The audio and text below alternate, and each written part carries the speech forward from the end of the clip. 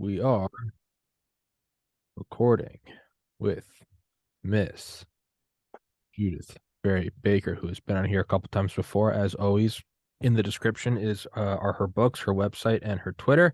And we had to delay this by 20 minutes because the fire alarm went off in my building. And I was just telling Miss Baker how, oddly enough, the fire alarm's been going on. I mean, right now it is snowing to beat the band, and the fire alarm has only been going off. I swear it starts snowing, and then it's like an apocalyptic fire alarm, and the fire trucks show up, and I'm like, it doesn't make sense. Nothing makes sense. And Exposed wire maybe too that melts in somewhere. something's happened, and you know what? I don't really care. So whatever. Miss Baker, please introduce Send yourself. me up there, I'll fix it for you. Yes, you'll come up here and you'll start throwing fists. Um, Miss Baker, if you could please introduce yourself to all the new listeners. I was Lee Harvey Oswald's girlfriend. He did not kill Kennedy. I had to stay hidden for a long time. I happen to also be right up to date on viral research, on everything to do with biological weapons, because we were involved with that back in 1963, trying to kill Castro through a CIA project. And I'm one of the lone survivors of that project through a series of fortuitous circumstances, thank God. And it's kind of one of like the wildest nonchalant intros. Most people are like, I wrote this book, and you're just very like, so I did date Lee Harvey Oswald. He did not kill John F. Kennedy, and it's just like that's such like a hardcore intro. I love it. But Ms. Baker, for the people that maybe, and you've been on here 3-4 times before, for the people who may not know, and then we can get into the viral research because I know that's what you're on the edge of. Could you just give Well, them Tommy, I think we only have one that's been recorded. All the others were talks. This is only the second one. Okay. Yeah, Could you that's okay.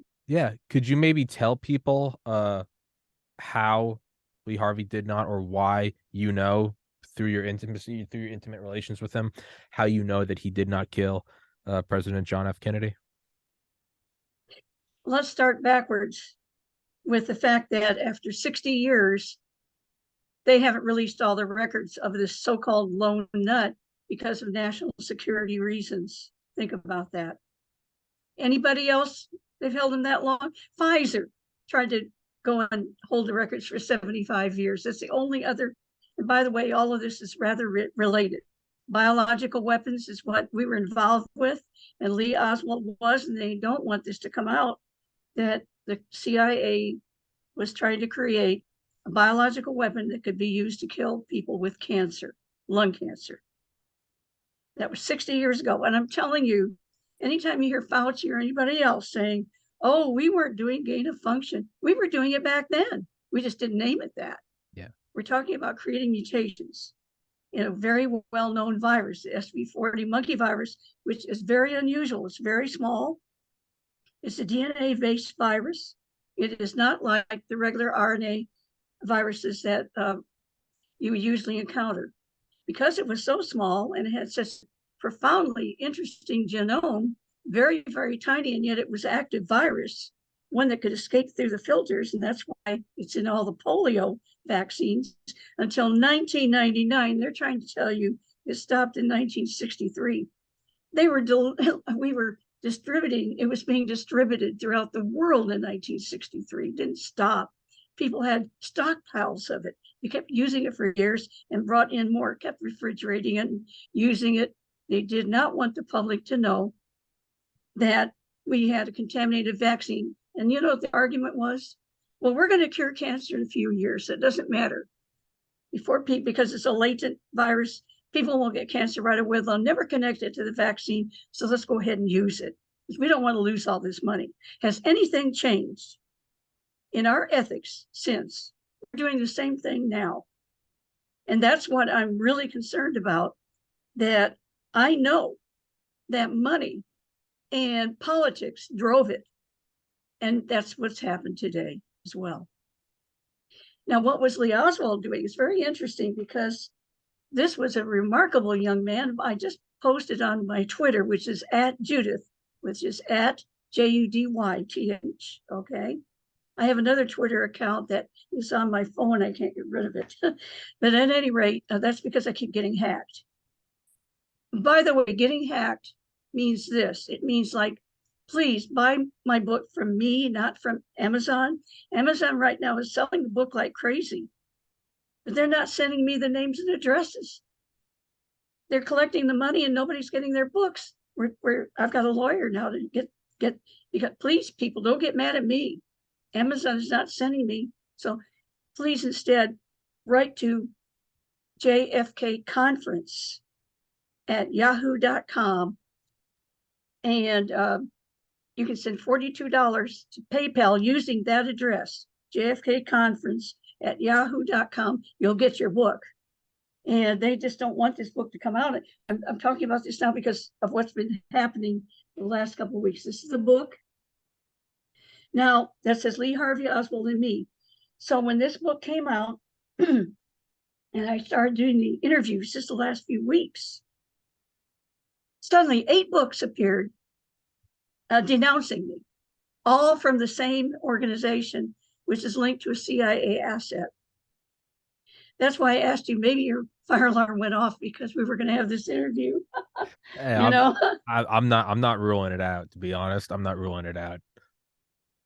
so I'm just saying that, have you ever heard of a witness before who had 8 books come out against them the minute they put their book out there?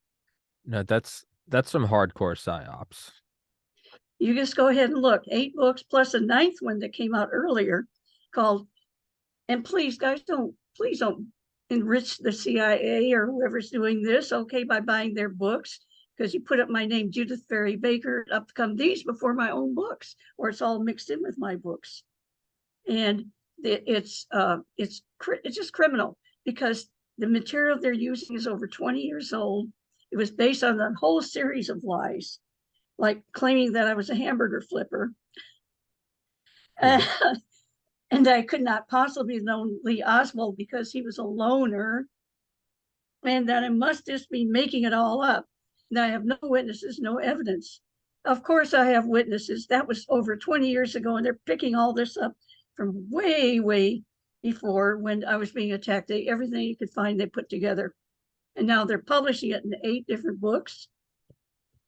And you go and they all have the same review, word for word in each book. So you know it's, Yeah. what do you call that? All back to a single source, yeah. Have you ever heard of that before? No. For any of your witnesses? No. If I were you, I would take that Okay. as a compliment. That means they really are scared. Well, I just want people to know that it's ridiculous. This is not it's not real. They don't care.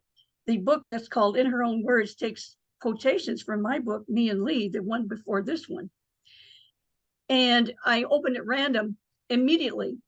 It's like only 250 pages long, maybe 300. There were 99 lies. That's about, that's one every 2 pages. And that's because they have to explain the lie. Yeah. It's one, I couldn't believe it. For example, I'll just give an interesting example. He says in there, what is this? She says his ring was on his right hand. Who does that? People that are married in Russia. That's who does that. But he makes fun of that. Then a few pages later, he says, what is this? They're walking hand in hand. She says the rings click. Everybody knows rings are on the left hand. So how can that be? One of them must be walking backwards. That's an example of what they're, yeah. It's egregious. It Kind just of is. low hanging fruit lies. It kind of seems like a lazy CIA operative. This guy happens to be former FBI. The others Okay, are that's why. linked to the CIA asset Okay. who died. So just leaving, his legacy is to keep attacking me. Sure. Yeah. He's dead. Anyway, Agency man to the end, even posthumously. So talking about Lee Oswald, ask me a question. Let's do it like that. Any question.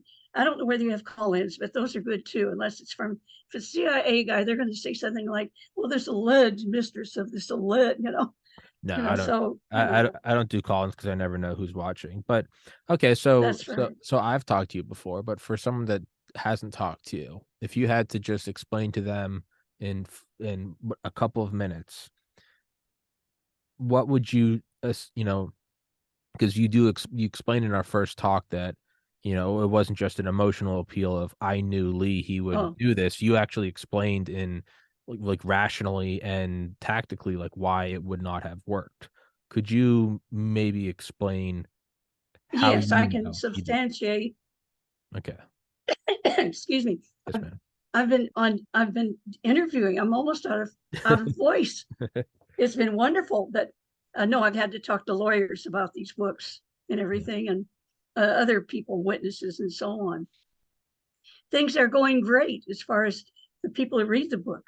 All right, now, why do I have a book? Because back then, when I realized that we were in a project that was aimed at killing Fidel Castro, you know, I believed and I trusted all my mentors and all these eminent doctors and scientists.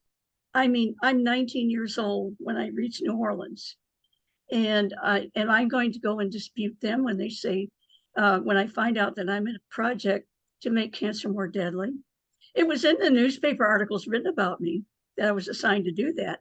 The excuse had been that, uh, after all, if we know how to make it grow faster and make it more deadly, we'll be able to figure out how to kill it.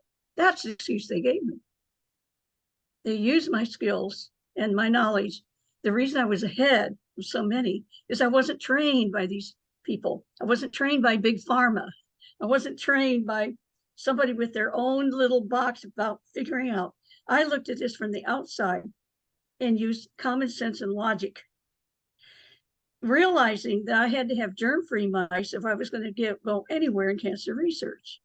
All right, so those are the backgrounds, that and the fact that I knew the precursor because I helped work on it. I helped develop in a very small part of it, understand many, because the formula, what it's called RPMI 1640, was developed at Roswell Park a few years after I left there, after I was trained there.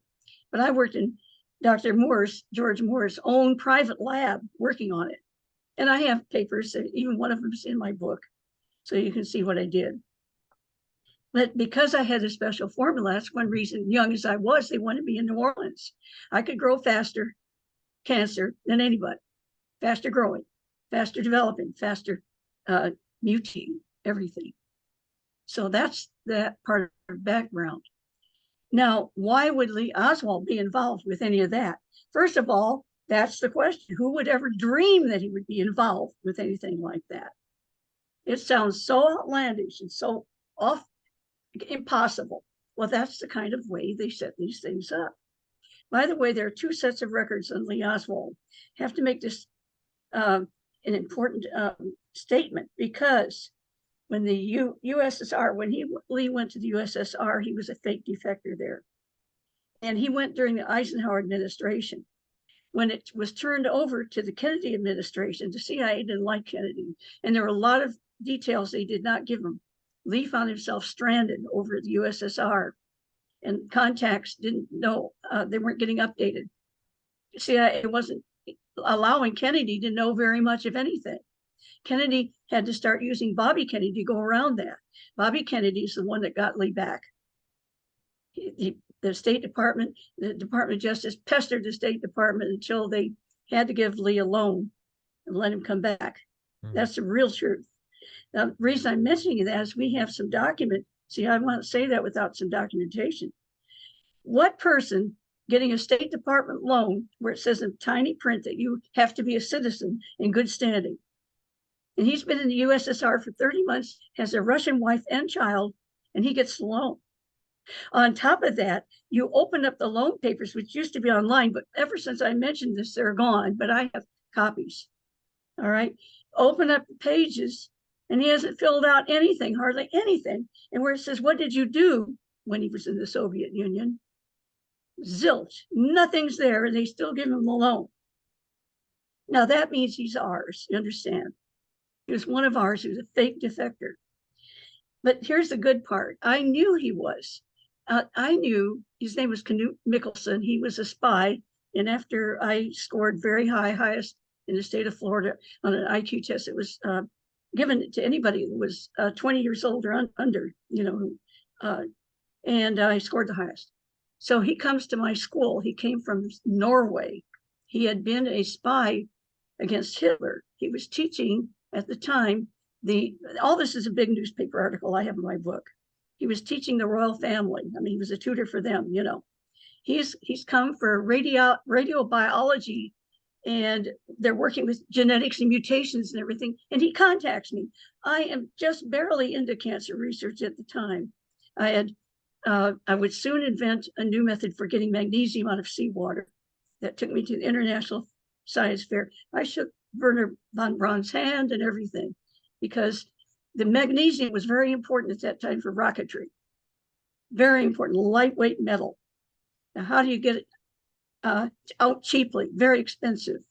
Well, I invented a better way. Instead of using platinum to have the magnesium adhere to this purest kind, I found a way to get around using platinum in this particular German way of doing it. That's all. It wasn't that big, but it was big to military. So, and Dow forced me to hand over patent rights to them. Here's what they said. All we had to do is modify it a little bit. They send spies to the International Science Fair. And so Dow, I can't prove this except my family knows, my grandfather knows, but we signed it away for $250. They said, take the $250 or we'll take it anyway. That's how it went. So the CIA is all entangled with these young, we call ourselves whiz kids. And I've met some of them where we know who each other are because we would keep running into each other in different meetings or mentioning, not that we saw each other physically necessarily, but we were in the same kind of programs. So that background is I got to know Knut Mikkelsen. By the way, that's not his real name. We don't even know what it is. You will not find it anywhere. Yeah. But here's this whole newspaper article about him. But Knut told me, now, when he was posing as a spy for Hitler, his family denounced him. His country denounced him. But yet they found out who he was and they put him in a concentration camp. They were going to kill him. This man courageously escaped to live to tell the tale. So anyway, as he's telling me all this, I'm like, oh, this is incredible. And he's telling me how much he wants to fight. He sees that the various scientists are being steered to do whatever the government wants. That's stuck in my head. He said, whatever you do, you know, you may have to pose as for them, but secretly be against them. So he showed me different things. They call it tradecraft. So I learned just because I was a cute little girl and I was interested, and he's an old man now, you know, and not that old, but I mean, you know what I mean? Yeah. He had somebody to talk to who understood what he was saying about radiobiology and all that, because I knew it. And, I mean, thank God I knew it. So here's Lee Oswald, and I meet him. They have sent him to intercept me because I got there early and there was no one to guide me.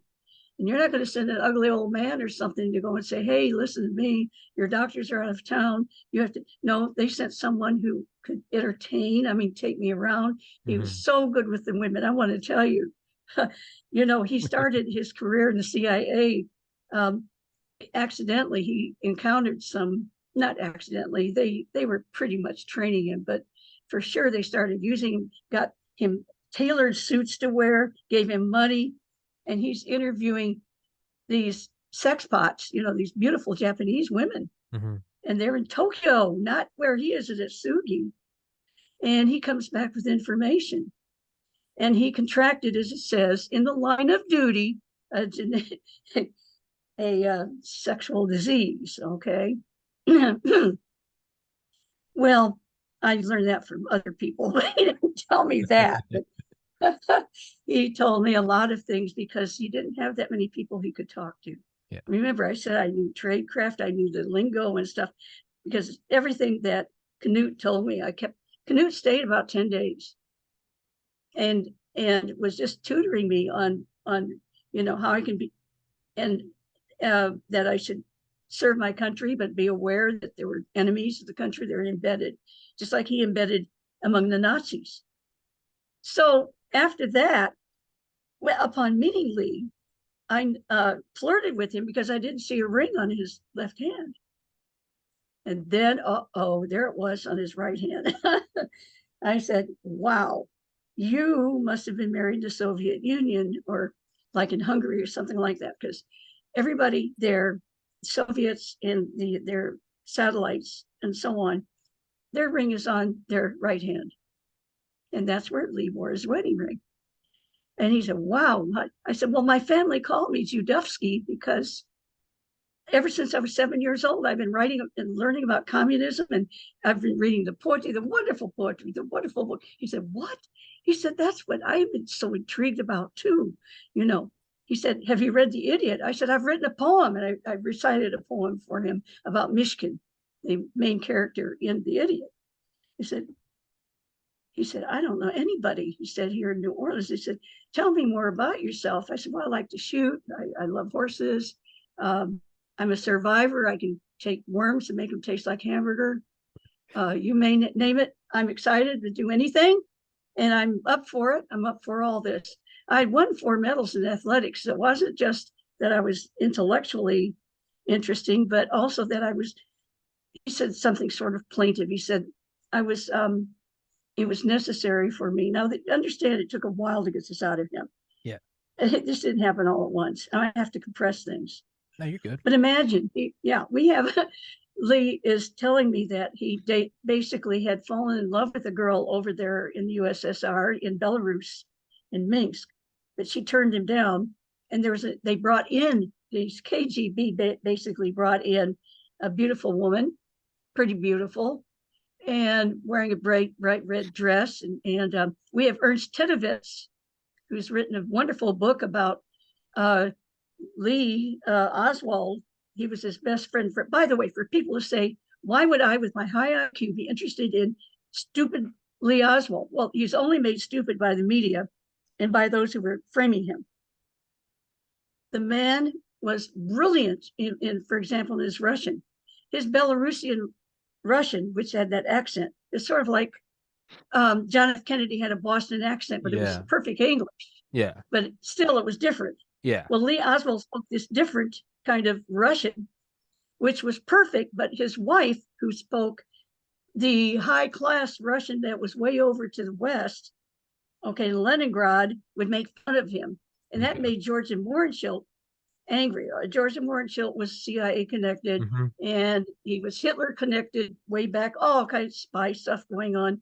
But he was on the social register. He dated Jackie Kennedy's mother, George, and that's Lee's best friend in Dallas, is the guy who Jackie Kennedy calls Uncle George. And this guy is a monster. That his connections are loaded like that with people, including Bobby Kennedy and so on. So here's Lee telling me, well, I had to basically get married, and we liked each other. The KGB wanted it. So in 6 weeks, which is unheard of, they got their permit and get married. They only had a couple of days. She visited him when he was in the hospital, when he had his not tonsils. They're trying to say he couldn't have had his tonsils removed twice. No, he had his adenoids removed the second time. Lee told me, oh, he opened his mouth and let me see it, because I said, I'm concerned, do you have any implants on you or anything like that? No, he doesn't. He didn't. Okay. See, I say he doesn't because in my heart, it's like he's still alive. Yeah. That's why I say he doesn't, because I can see it right in front of my eyes. Everything we're talking about, I have that kind of memory. And anyway, so we get to know each other a little better. And he has nobody to talk to. And I find out that he is here in New Orleans for several reasons. One, to make a training film. Now, that's very important because the training film was seen by an important member of the House Special Select Committee on Assassinations, HSCA. His name is Robert Tannenbaum. He is on record that he saw the film, and the denouncers say he doesn't know what he's talking about. Well, a third party, I told them about the training film and what I had seen, because Lee, when they were actually putting portions of it together, okay, splicing it, when I was in David Ferry's house. And Lisa, I was working on mouse stuff, always mouse stuff, but he called me, said, come, he said, he called me Jay in front of other people. It wasn't Judyth, he'd say Jay. And a lot of people didn't know a girl was involved because they thought it was Jay. David Ferry called me Jay all the time, and people, because he was homosexual, they had no idea I was a girl. Anybody who's ever talked about me. There are things like that that really saved me, later. But anyway, by the way, Judovsky, he said, that's not right. That's not correct Russian. It's supposed to be Judovsky. I mean, Judythki, not Judovsky. Okay, so he would call me Judovsky. Okay. I hope this is interesting to you. Yeah, I'm riveted. Keep talking. Okay, all right. Okay, there's plenty to talk about, and I don't want to, waste your time. You're never wasting my time, Judyth. Keep going. Okay. I care a lot about people, and if they got to understand that when they realized that they could vilify Lee and make up all kinds of stories about him and lie about him and get away with it, they started doing that with Martin Luther King. They did it with Bobby Kennedy. They've done that all ever since. The people installed since Kennedy was taken out are actually approved by I'll have to say the cartel. It's because a lot of them are financed by drugs through CIA pilots and flights coming in. Why? The CIA cannot tell the Congress what they're doing to get money for something, because then it's not a secret anymore. Yeah. So they would pick up all these drugs and they'd resell them to get money. Yeah. And then they might go ahead and arrest them, send them over to the FBI. But they didn't do much at the FBI. Why? Because Hoover, we called him Mrs. Hoover. Because Clyde Tolson was his lover.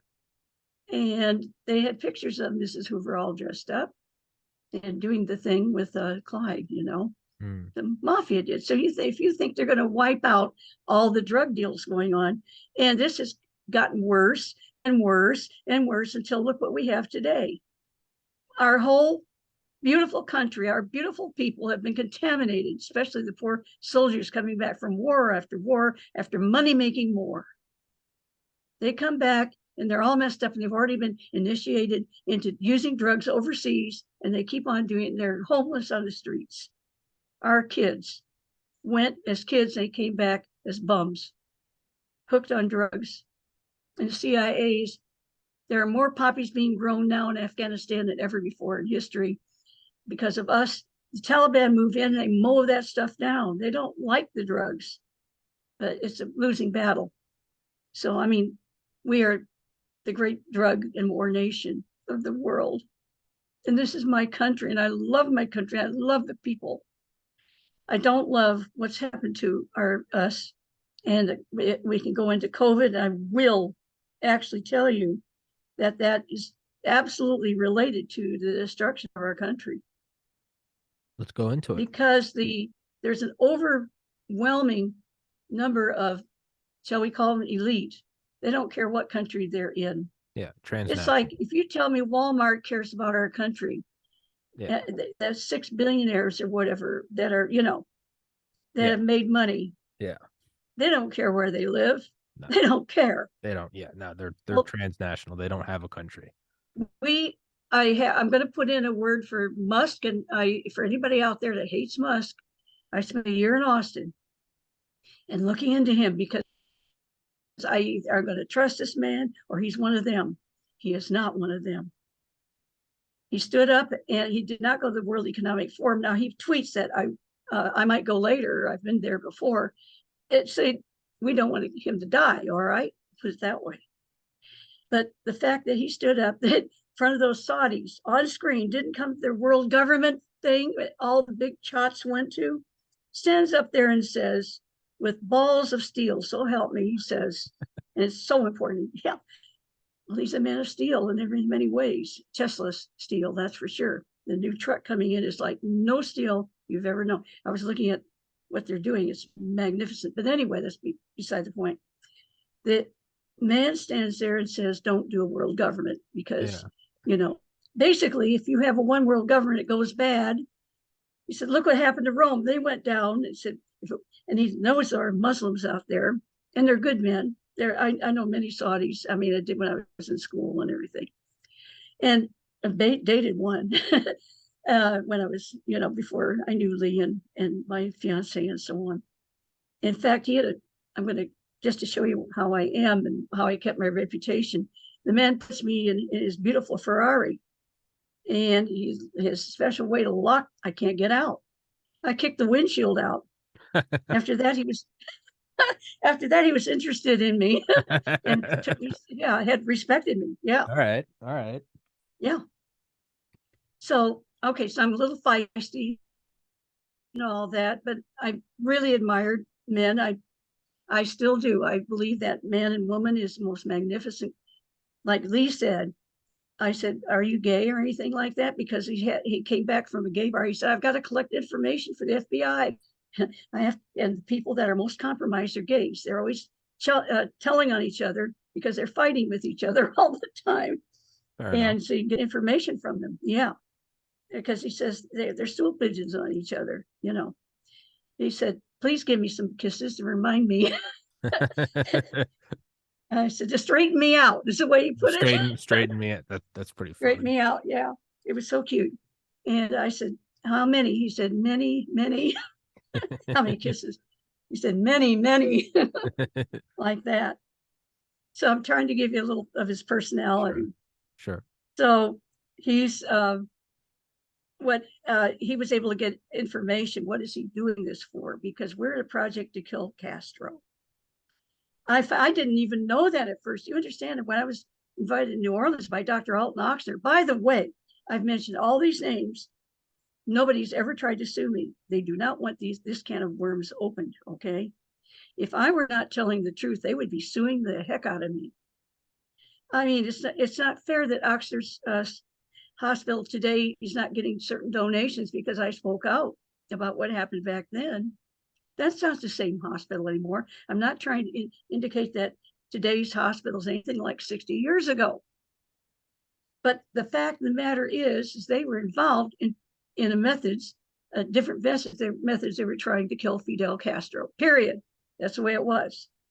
And we're in New Orleans. Castro knows darn well that we have training camp out there. We have fake training camp too.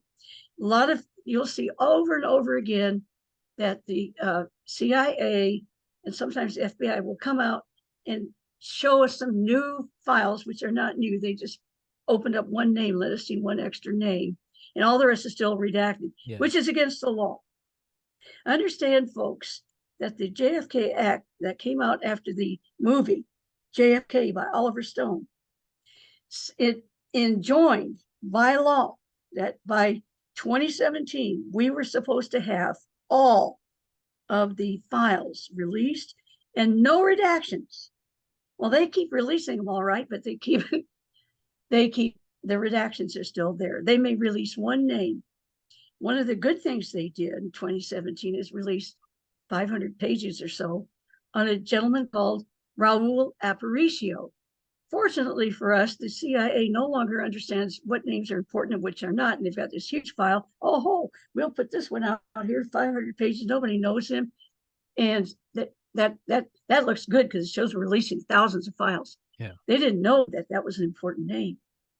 That was a contact for Lee Oswald in Mexico City. Raul. And I knew about the man. What was it? Say the name again.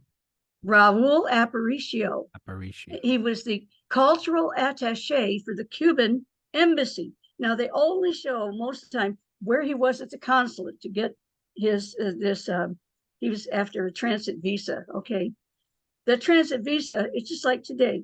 You might be in Paris, but you're in the Paris airport. You're not in Paris, real Paris. You're there in a transit because you're on your way to Luxembourg, say.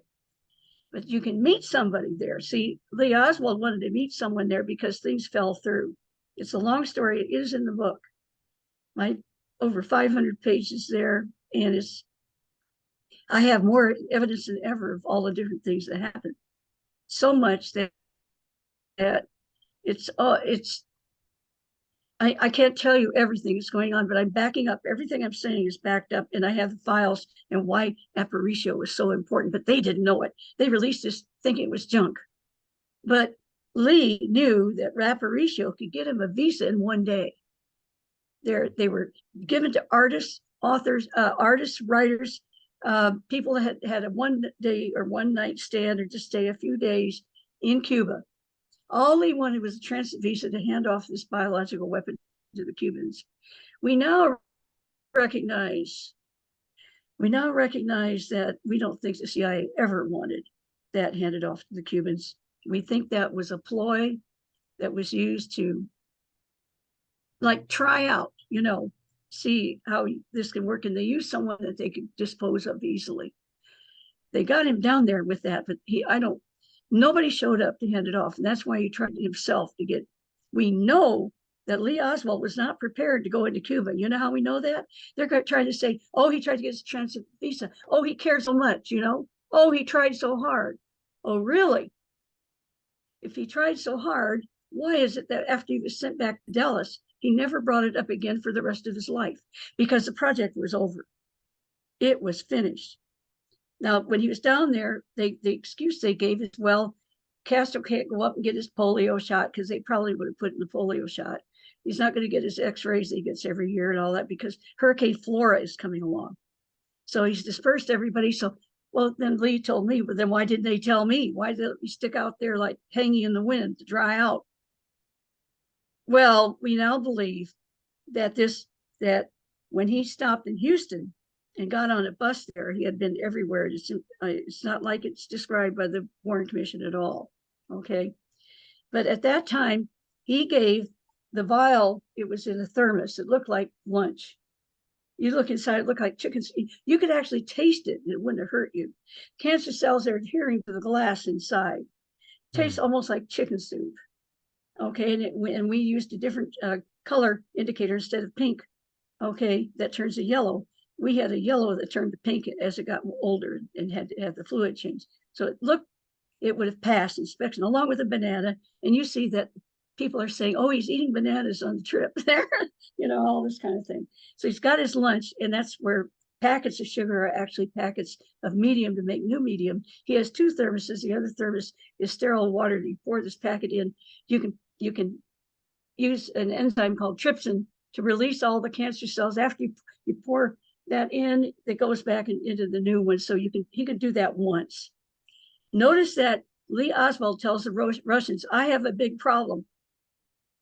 The FBI is after me. He laid a gun out, and that's on record. And he said, I have to use this to protect myself. The FBI is after me. Lee and I, the reason for this, it puzzled everybody. And I'm jumping around a lot, but I'm trying to show you instances. Nope, keep going. Okay. So you'll see that he says they're after me, and the FBI is, because Lee and I were going to be informants for the CIA and had to pretend to be pro-Russian, that the FBI was after us. That's why he did that.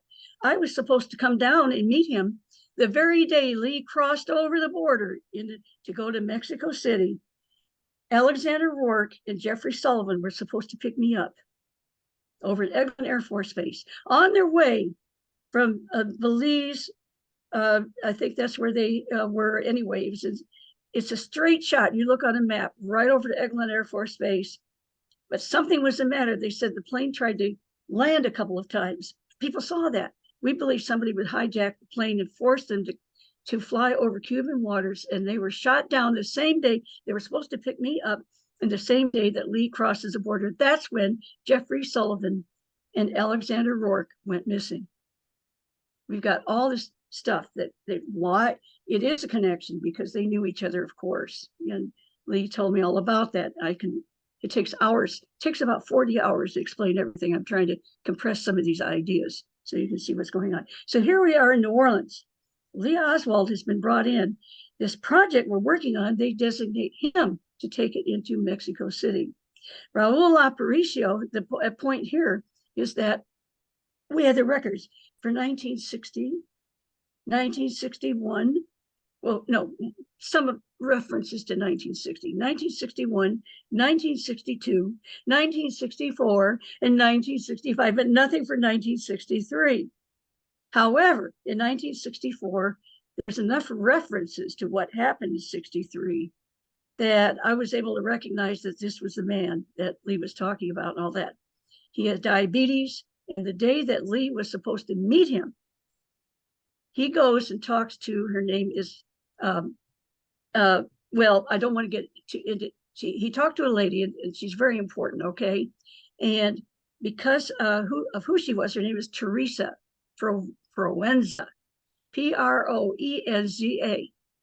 Now, they were already, CIA already had her in their spotlights, in their binoculars or whatever, because she is working with Raul Aparicio, who is the cultural attaché, who looks like was maybe unwitting, but he was a CIA asset. He is sending all kinds of CIA people on emergency passports, that is transit ones, at least, visas, just temporary, they can stay 2 weeks or whatever, for artists, as I said, and all this.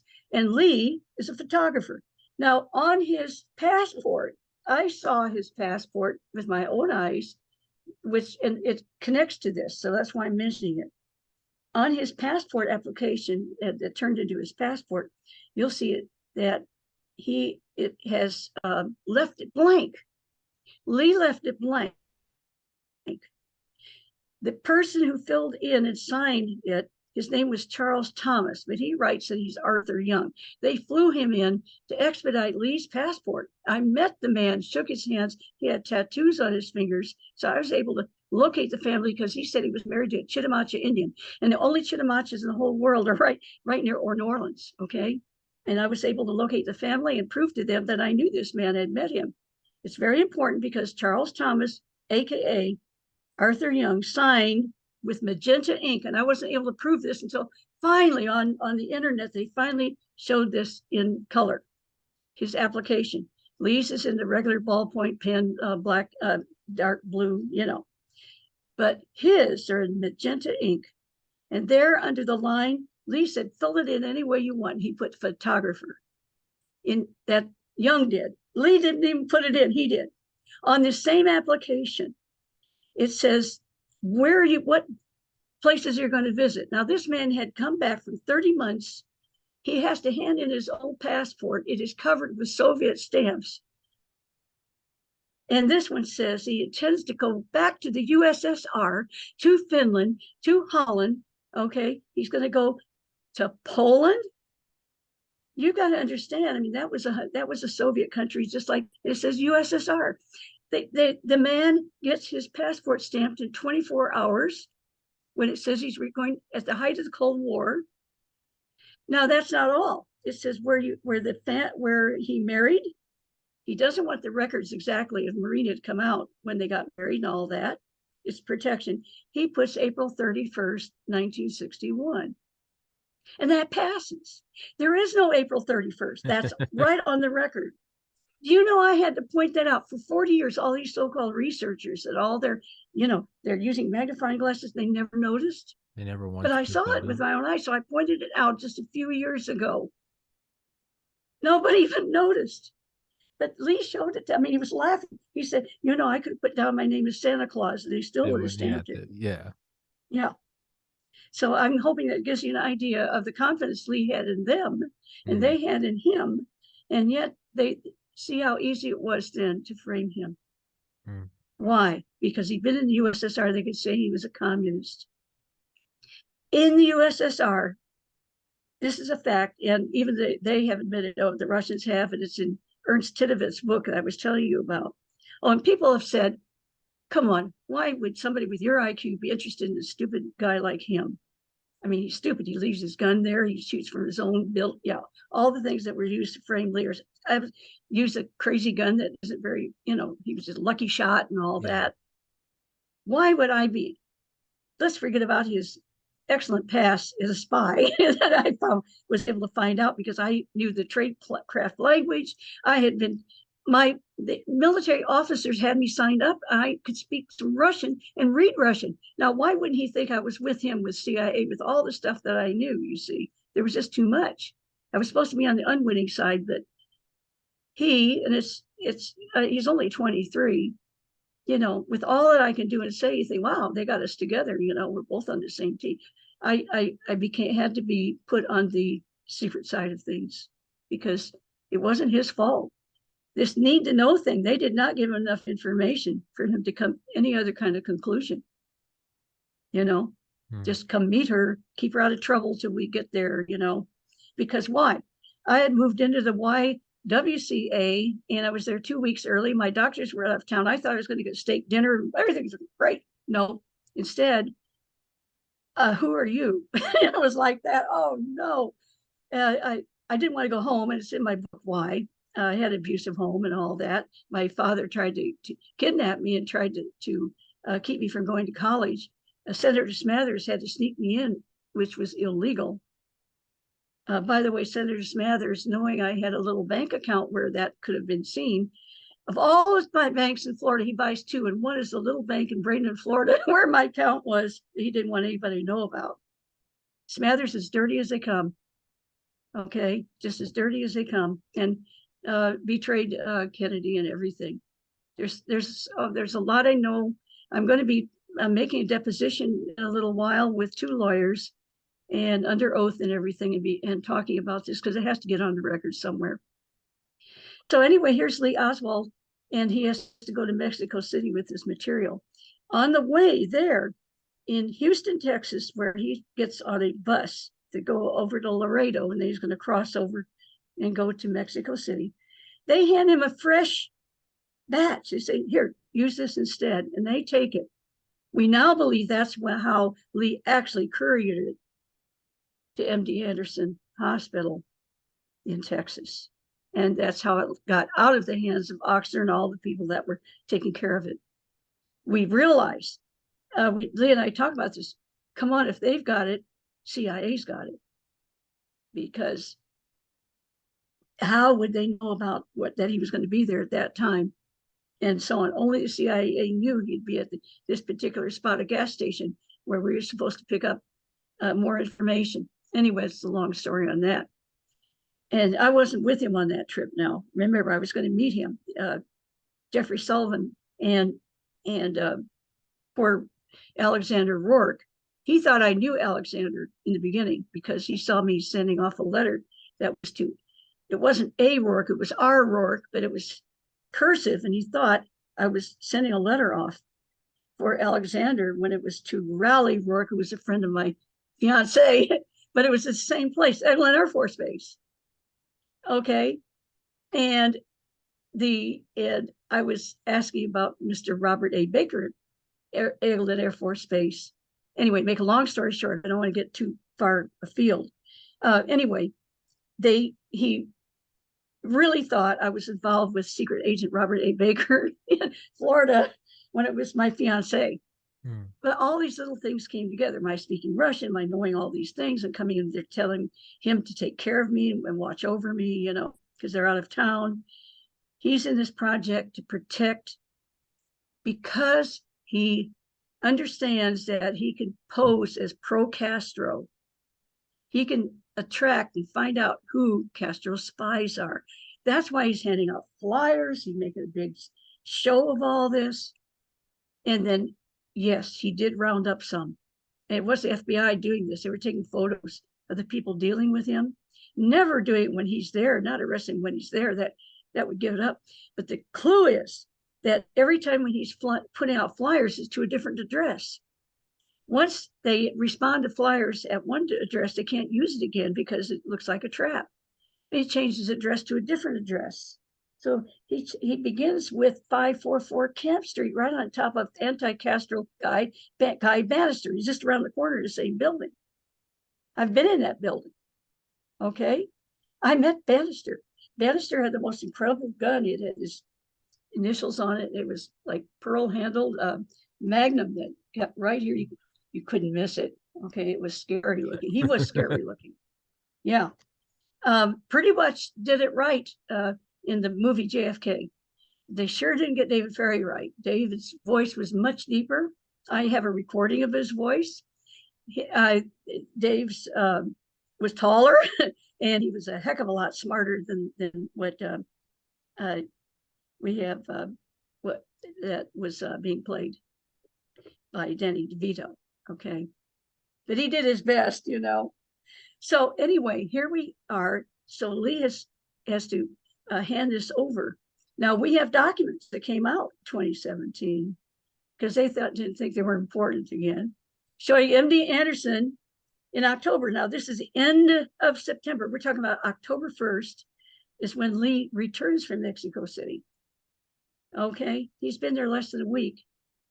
All this bad stuff has happened, and he could stay. If he were really interested in transit visa, he would stay and meet apparition. But he says something interesting. It's on record. He tells the Soviets, please get me a visa. I only have 3 days. It's right there in the record, 3 days. Well, my friend, his passport, his visa, that is, tourist visa, showed he had 10 days left. Why did he say 3? Because the bioweapon was a living organism, and after 3 days, it would be dead. He couldn't keep it alive any longer in a glass bottle like that. So he said, I've got 3 days. After that's over, you'll see Sylvia Duran, relatives say, we saw him at the twist party, but he wasn't acting very, he was glum and by himself. Everything's failed by then. By then, it's died. You can't hand it off to anybody. He knows he's going to be sent back to Dallas when he was supposed to stay in Mexico. We were going to have new names. That's why everything was set up and everything got ruined. And I have no right, to Mexico, and I'm not going to go there without him. They promised him that he would be able to be sent back. We could start our new life. Oh, it was going to be wonderful right after Christmas. That's why he took a temporary job at the Texas School Book Depository instead of a permanent one. Okay. They're laying people off all the time. It was all that reason. So here he is, and he has to come back, and the desolation, because he knows he's being set up. Everything is falling into place.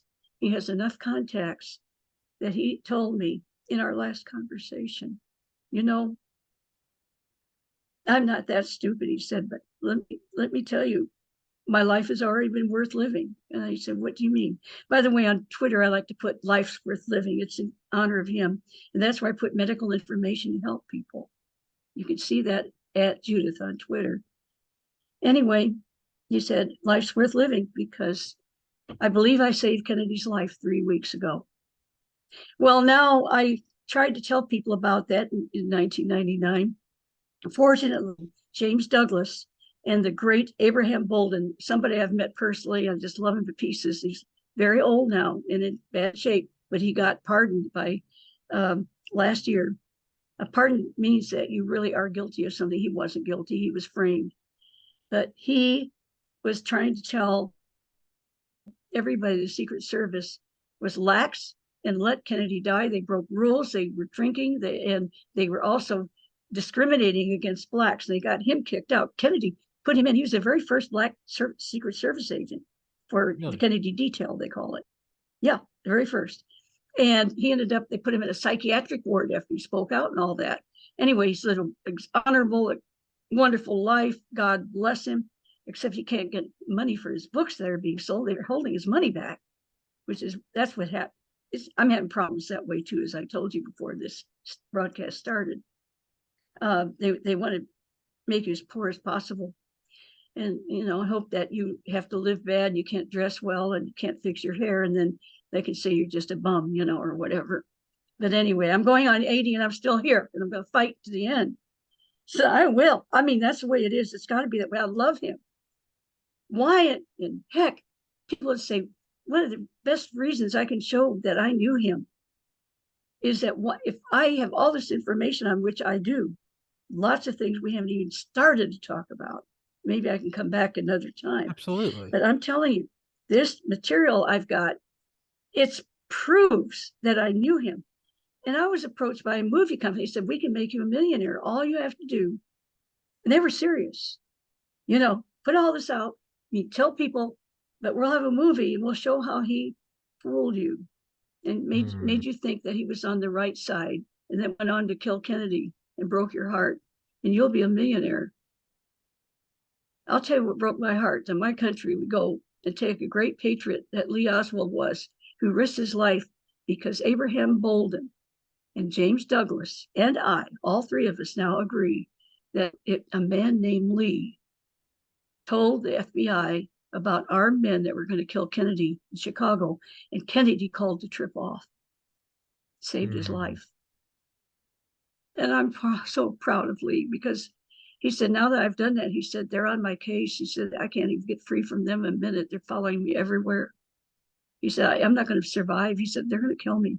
Yeah. They're probably going to kill me in my own, he said, in my own place of work. And they'll put a rifle in my hands and say, that's the rifle that shot Kennedy.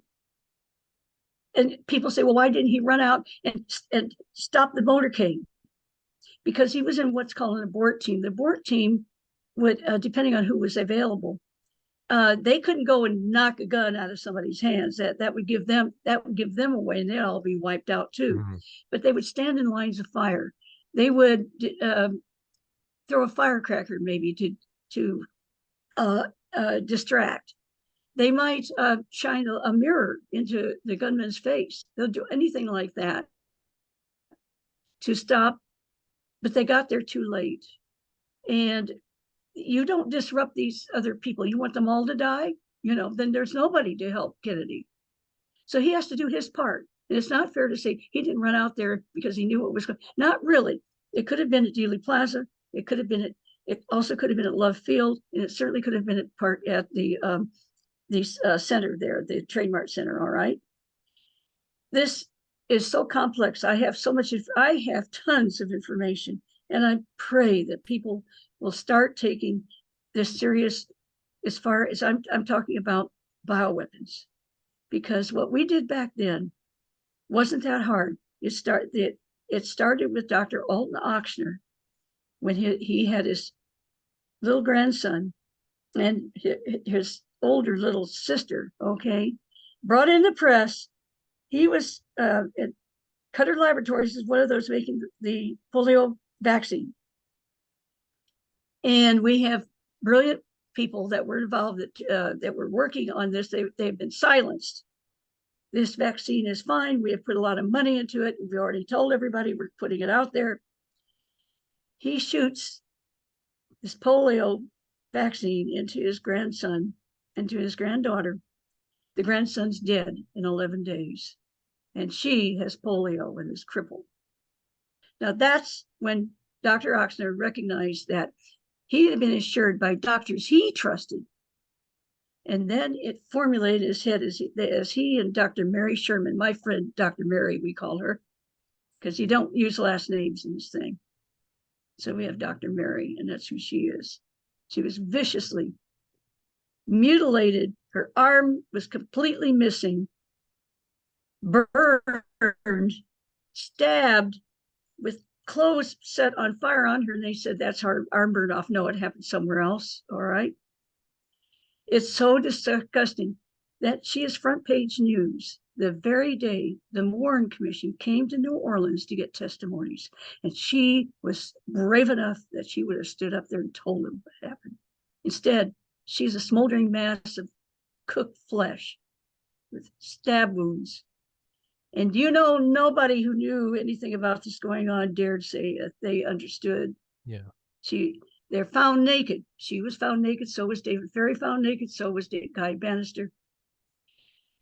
All of it is so disgusting to me, because they use a modus operandi, so it's them doing it. Excuse me, I am a human, and I've lost my friends over this. You're fine. People I trusted, people who loved our country. I saw Lee shot before my eyes. Can we take a little break? Just a minute. Yeah. I can. Okay. I can. Do you want me to go ahead and talk? Let me cool down a little bit. Okay, I can. I'll mute it. I'm gonna stop your video. I'm just gonna. Okay. You're just gonna go dark, and yeah. Just give me a we'll break. Just get for back a in a minute. Okay. All right. We'll be back in a minute. Yeah. Yeah. It makes my. Okay. Well, for everybody listening, Judyth is going to take a 1-minute break. I'm going to run to the restroom real quick. Because this is live, it's just going to run. So if anybody is watching and you too want to use the restroom, I suppose do that. Yeah, we'll be right back. And I'm gonna turn on the heater.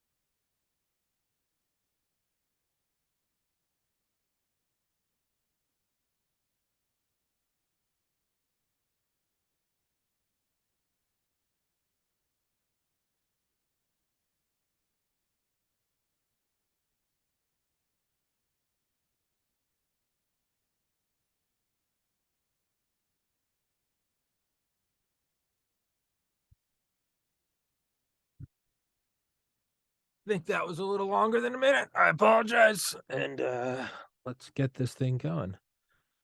Ask to start video. Ask to unmute. There she is. Judyth, if you can hear me, you're muted. I There just we got are. back.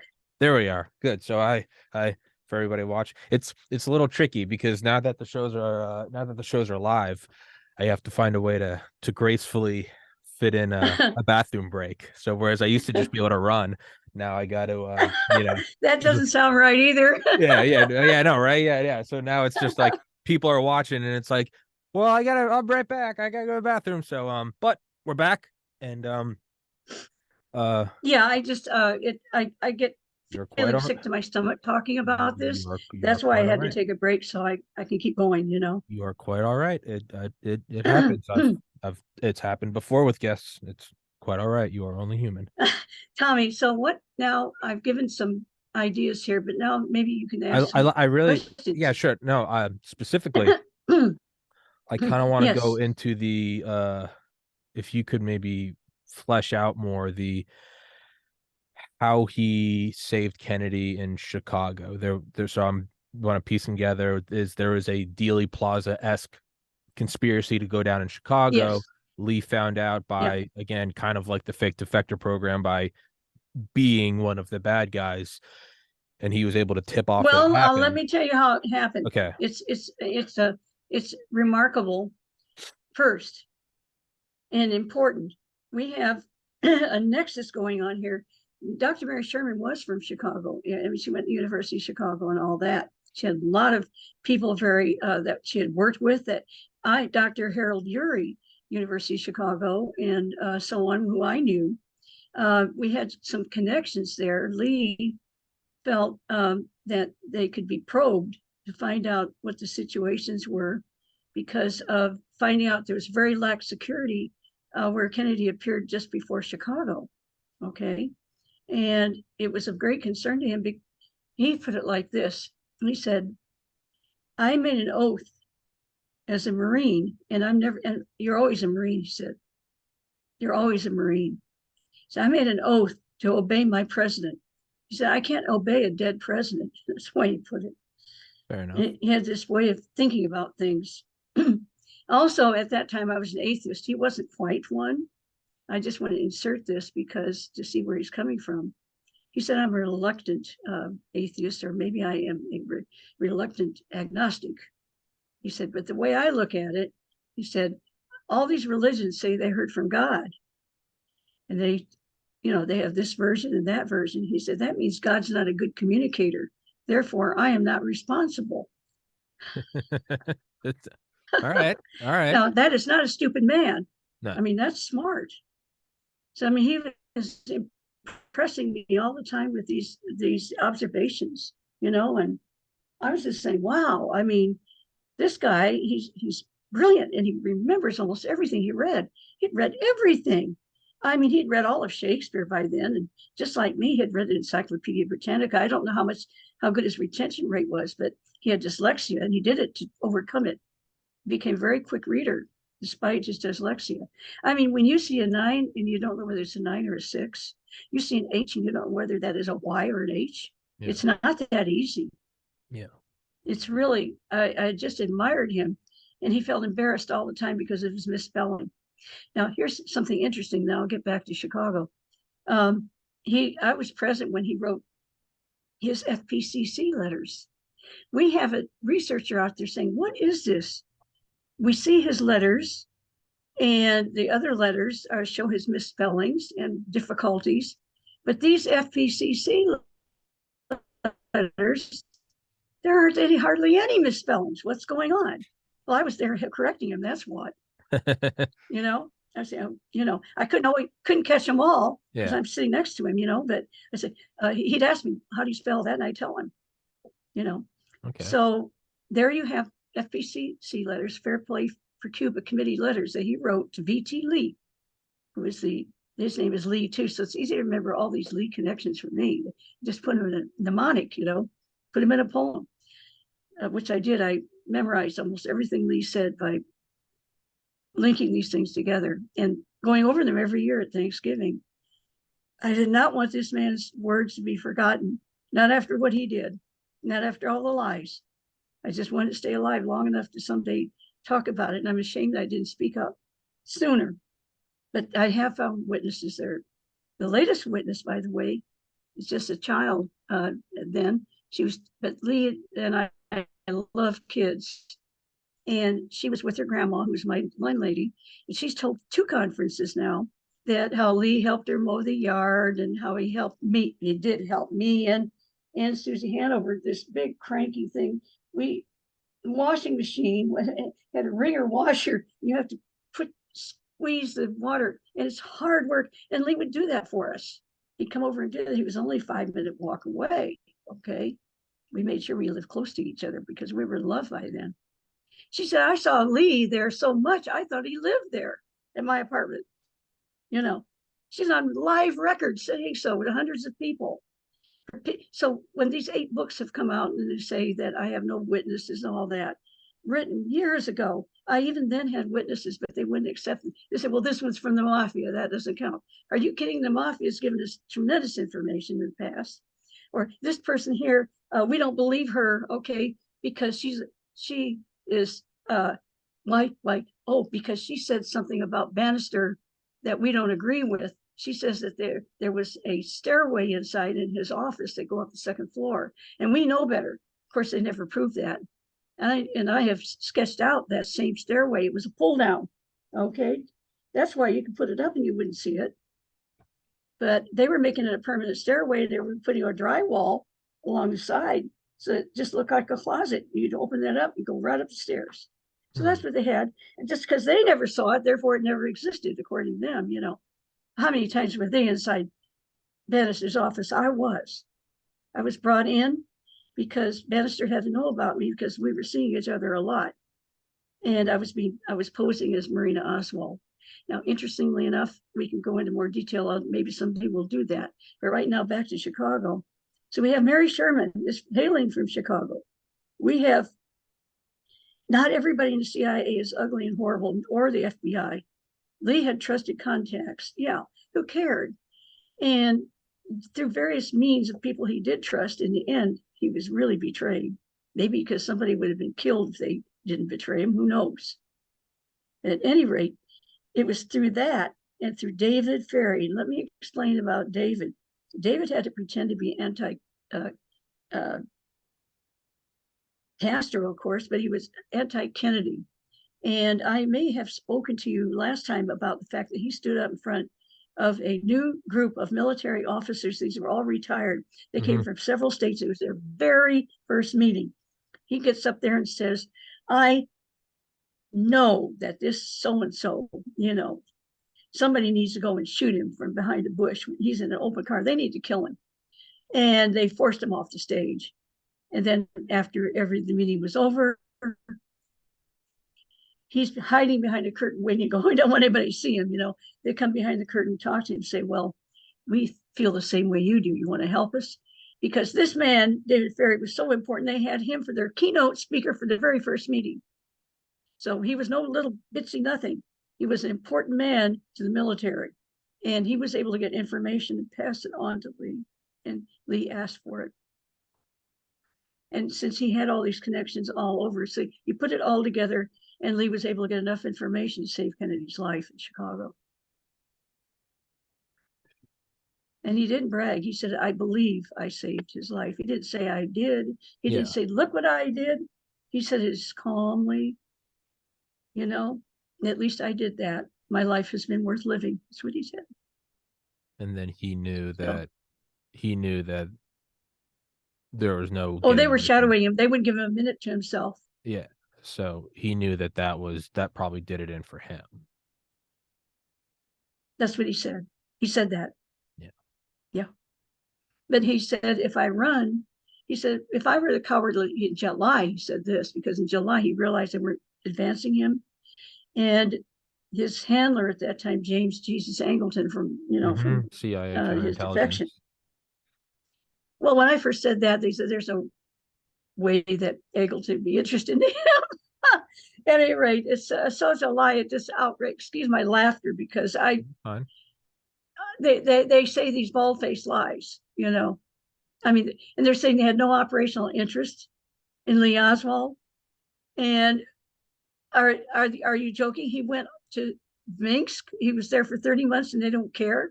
He lands at the airport. Nobody's there. You know why? Lee wrote 2 speeches because he didn't know whether a bunch of reporters would be there. If so, he knew he'd end up in jail or something. His life was completely over for the CIA. But no, you see, I think even by then they were setting him up. Nobody showed. He knew then that CIA was still on his side. That's why he had hope, that we could go to Mexico, we could do all this stuff when he arrived.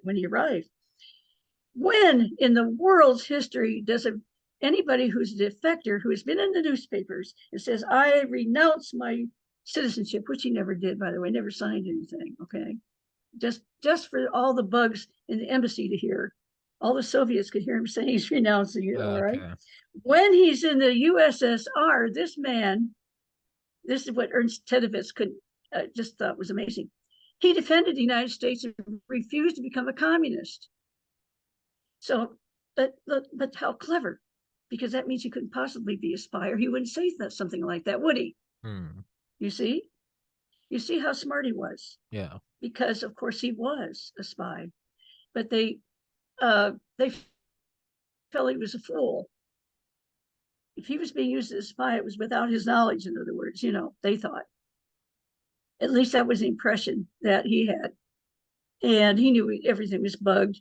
They bugged his bedroom with his new wife and everything. He knew that, So the bottom line is that Lee was not stupid and played a good game of chess, by the way. He always used red. And it's not fair. That's an advantage. White is your advantage. And always using red means right away, you might lose a few games you might otherwise not.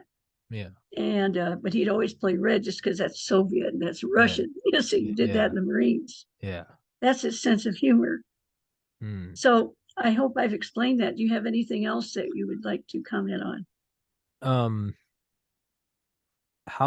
When was the Chicago trip supposed to happen in relation to the actual Kennedy assassination in November of '63?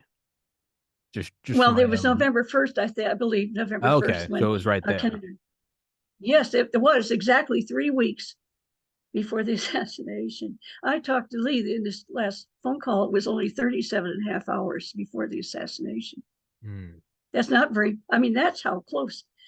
And when I said that, we had people disagreeing with me, said, No, the housekeeper, says he never left the room. He'd go in there, and I have taken several tours into the rooming house where Lee stayed, okay, his little bitty room. And by the way, she always mentions how the sweet things that she said. Lee had such good manners. He was the only one they ever allowed in the kitchen because he always cleaned up perfectly and he was so respectful. They never had done it before and they never did it after with all the people coming and rooming, but they let him keep his food there and everything and use their kitchen. That's how nasty a man he was, right? Yeah, right. Yeah, it's a Hell, bad he was person. charming. He could be, but he could not be charming. He could not make new friends when he's on assignment. If somebody says, let's go get a beer, and he can't, he's got to go meet somebody, see? So he had to be standoffish. He had to pretend he Sure. didn't like people during certain periods. And it wasn't him at all. That's not his real personality. So he had a ball in Russia where he would just be himself, and he's dating all these girls. He did the same thing, of course, in Japan and so on. But it was getting very deadly by the time we were hitting Dallas, Texas, and got very serious.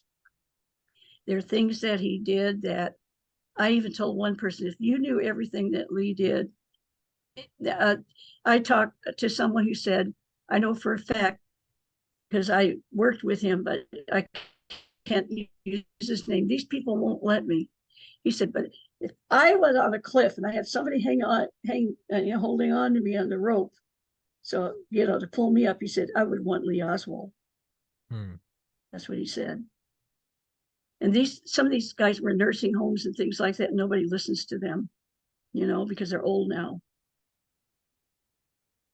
To know this kind of man and his courage has given me the courage to speak out.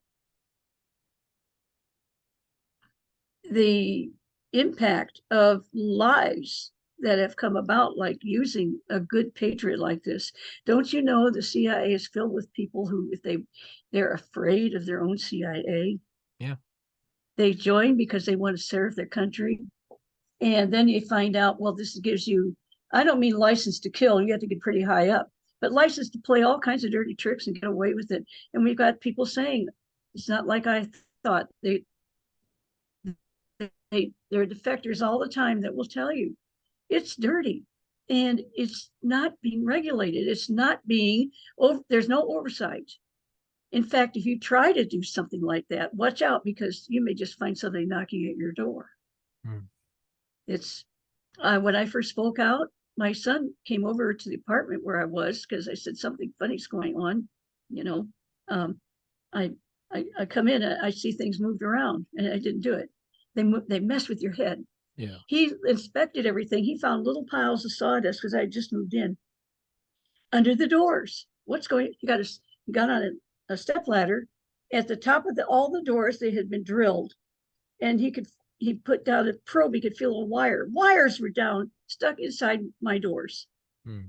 Even on the porch, and this was in Dallas, and I stupidly stayed long enough to get hit twice by cars there, and the third time warning, and moved to Orlando, and there I got hit again.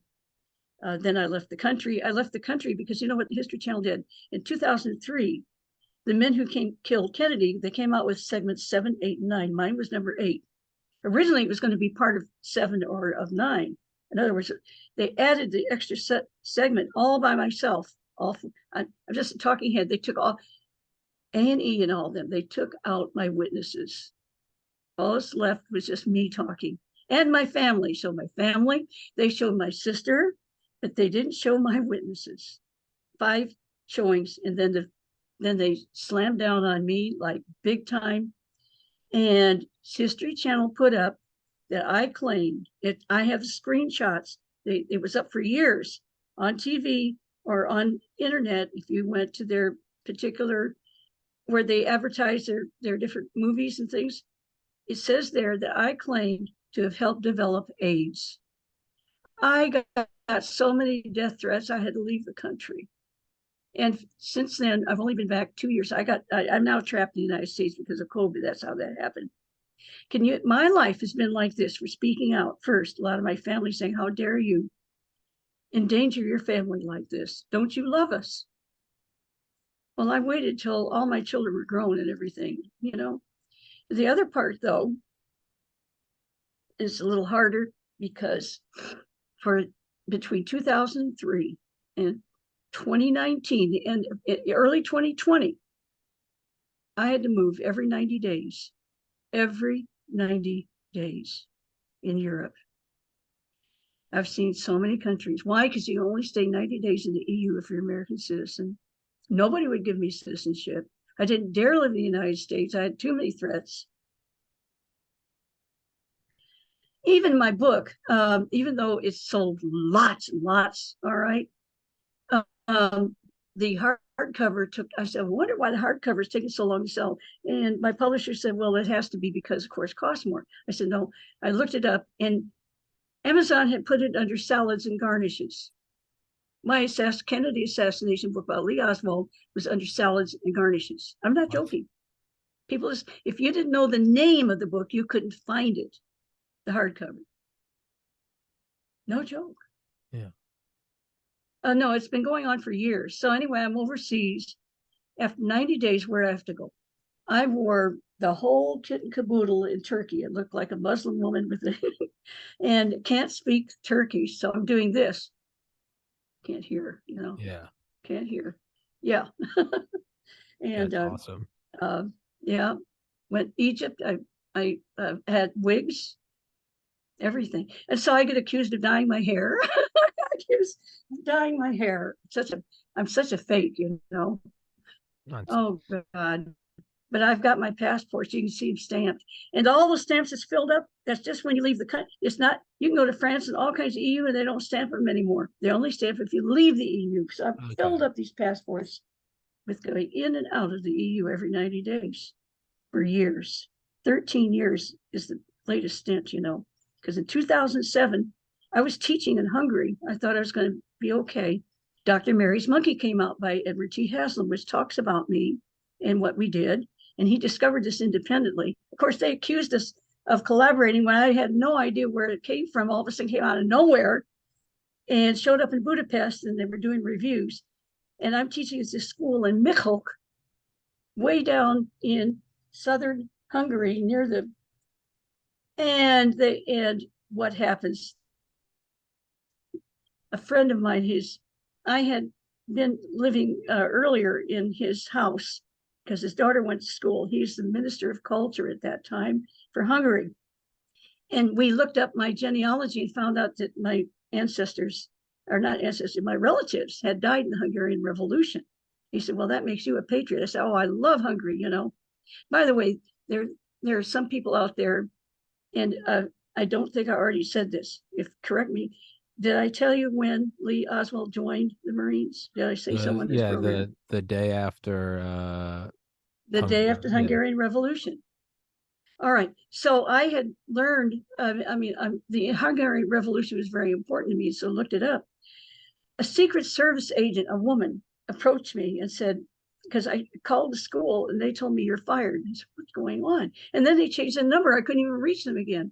And then the agent was sent by this minister of culture, okay, who was my friend, and said, we have found out that the school, the people who said they're going to burn down the school unless you fire her. And they traced that and they found out bad stuff. Part of it was from somebody stalking me in the United States. Could have been a fake threat, but then they found something deeper. So bad, they told me I had to leave the country, that they couldn't protect me. It's a long story. We don't have time to tell all of it now. Maybe I will do it sometime. Sure. But the upshot is that at the airport, I realized that they could just follow me to any country.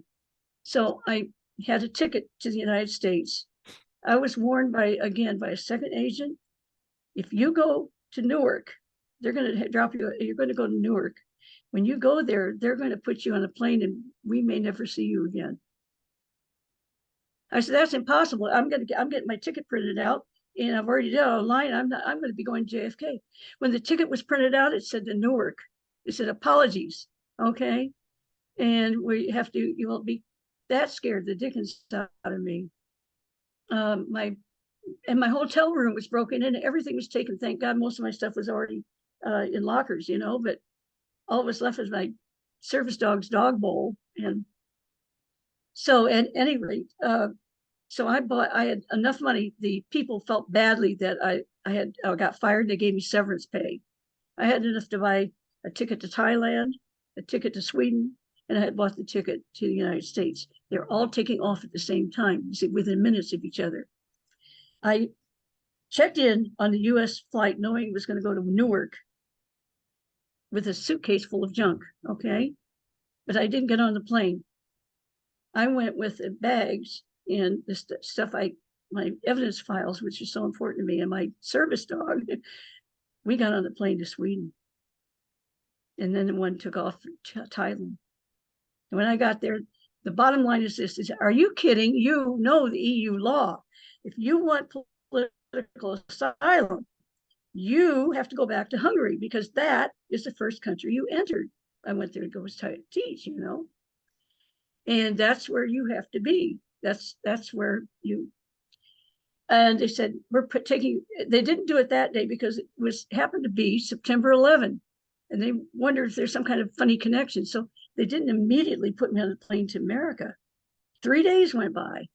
And by the way, I was put into a room there, very nice bunk beds, so, holding room with 4 other women. They were Muslim women, and they wouldn't stay because I had my black dog and it was unclean. They all left. I had that big room myself. Yeah. The prejudice ended up. So I had that. Of course, I didn't dare contact anybody. During this processing time, my mother died, and because they had my passport, the Swedish government, I could not go to my own mother's funeral or anything. There's all kinds of horror. But at any rate, so I'm there, and they come back, and they finally said, Hungary won't take you because they say that if you go there, you'll be killed. That's one of the evidence. I have real solid evidence that way that Sweden kept me for 10.5 months till I could get my Social Security and have enough funds to live on. God bless them, because they're not legally, they weren't supposed to do that. And my enemies say she claimed that she got political asylum. You bet I got it for 10.5 months. If yes, I was an asylum seeker. I didn't know the language at that time, but for heaven's sakes, to attack me. His name is Glenn Vickland, and he attacks me all the time. He said, she lied. She did not have political asylum. Well, they did everything they could. They stretched it out. In fact, I was supposed to have the asylum. They gave me cards and everything. I had an apartment to live in, everything. And my dog was the very first service dog, by the way, in the EU system. They have to give you a certain amount to live on in Sweden. They had nothing for service dogs. So my dog is the first service dog. Now in the system, they give the same amount of money they would as for a child, a baby, to take care. Yeah. So I have those records, it's kind of interesting. So anyway, here we have, they gave my files. They said, we see some things in here that are disturbing to us. So, we believe you. For example, the History Channel saying that I created AIDS. They found that. They downloaded a bunch of attacks against me, of course. One of them claimed that I was the friend of Osama bin Laden.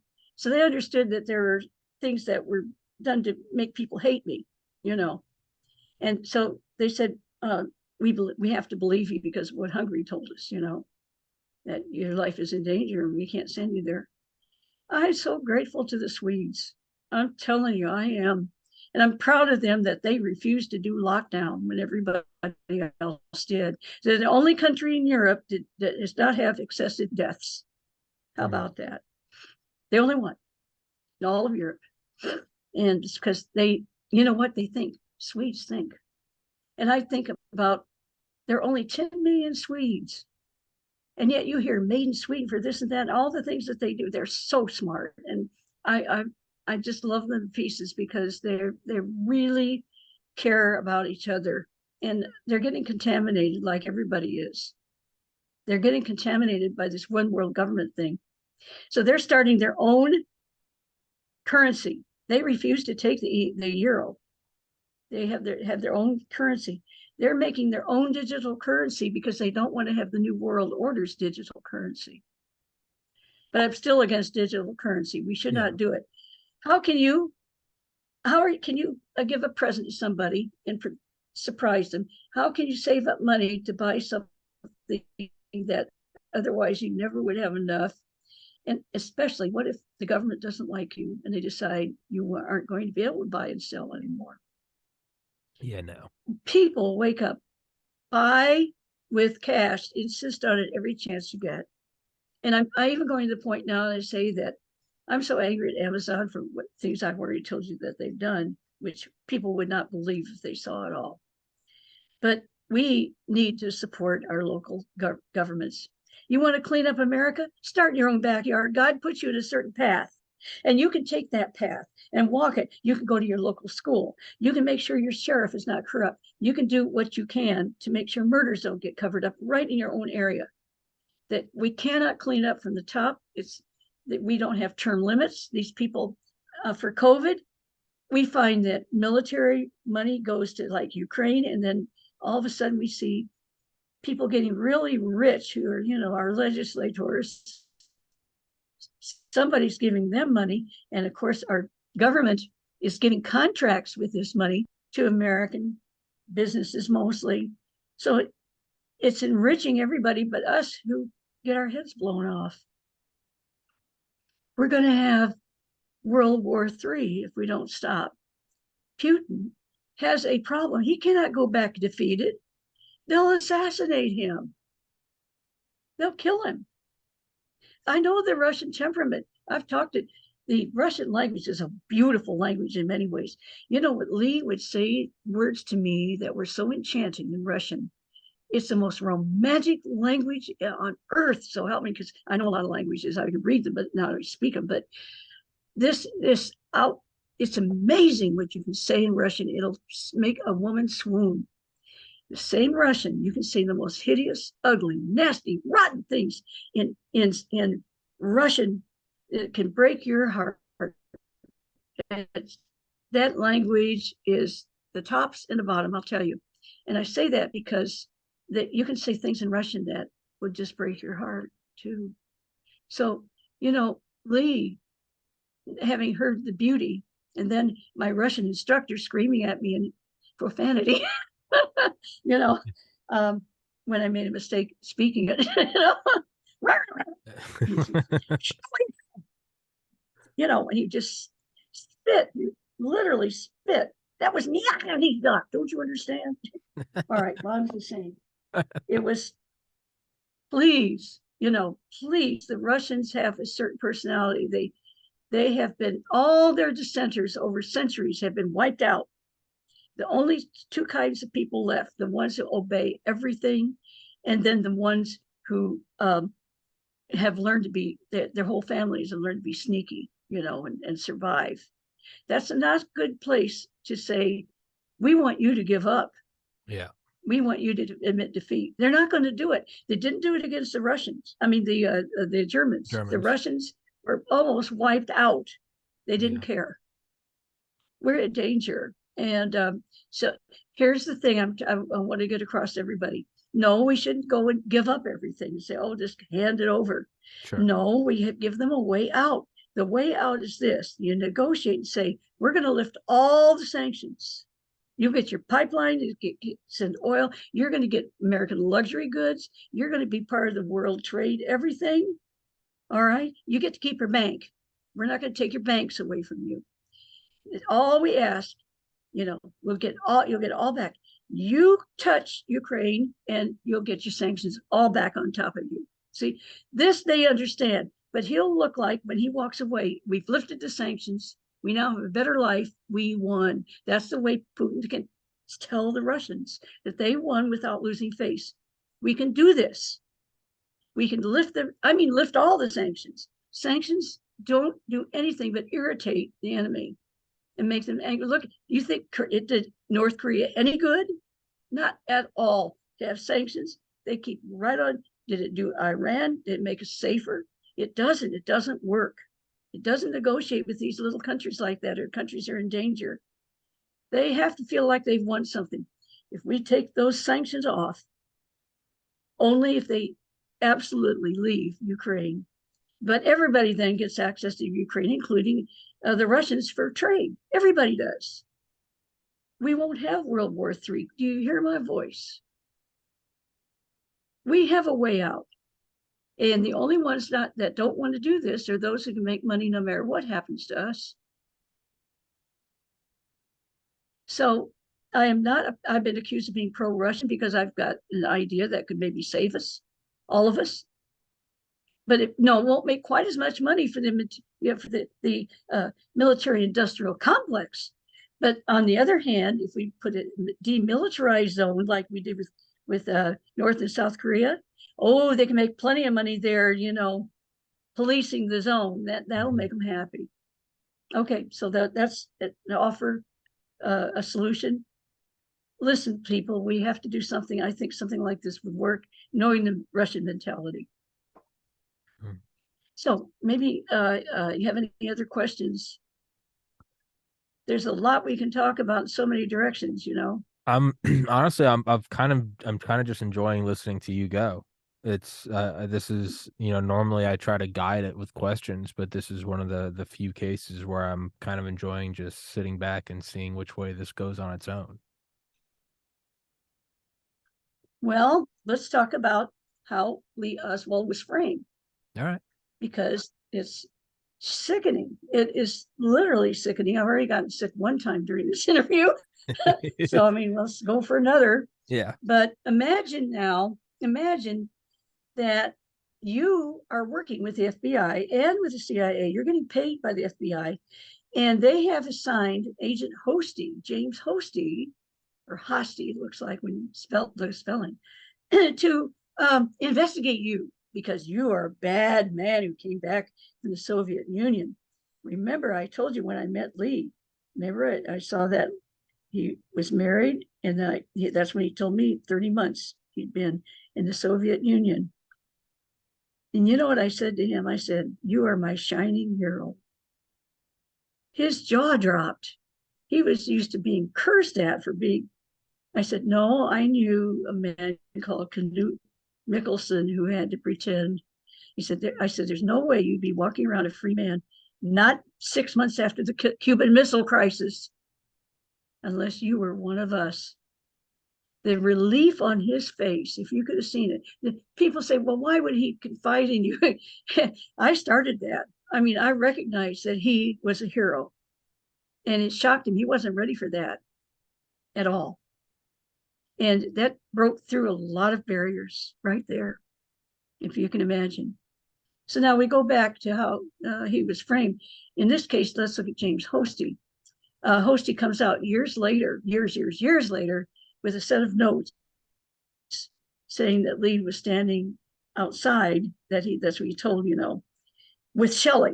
And Shelley was, there are two sets of notes out there, all right. But the point I'm trying to make is that Lee said he was outside when Kennedy was shot. And these, of course, were kept, nobody knew about these notes for decades because that's what they do. Anything was going to exonerate Lee, Mark Lane did a great job trying to find out, the truth. And Marguerite Oswald has been vilified. Oh, yeah, she was odd. And yes, she was not a nice mother. I know Lee told me that she wouldn't even give him a key.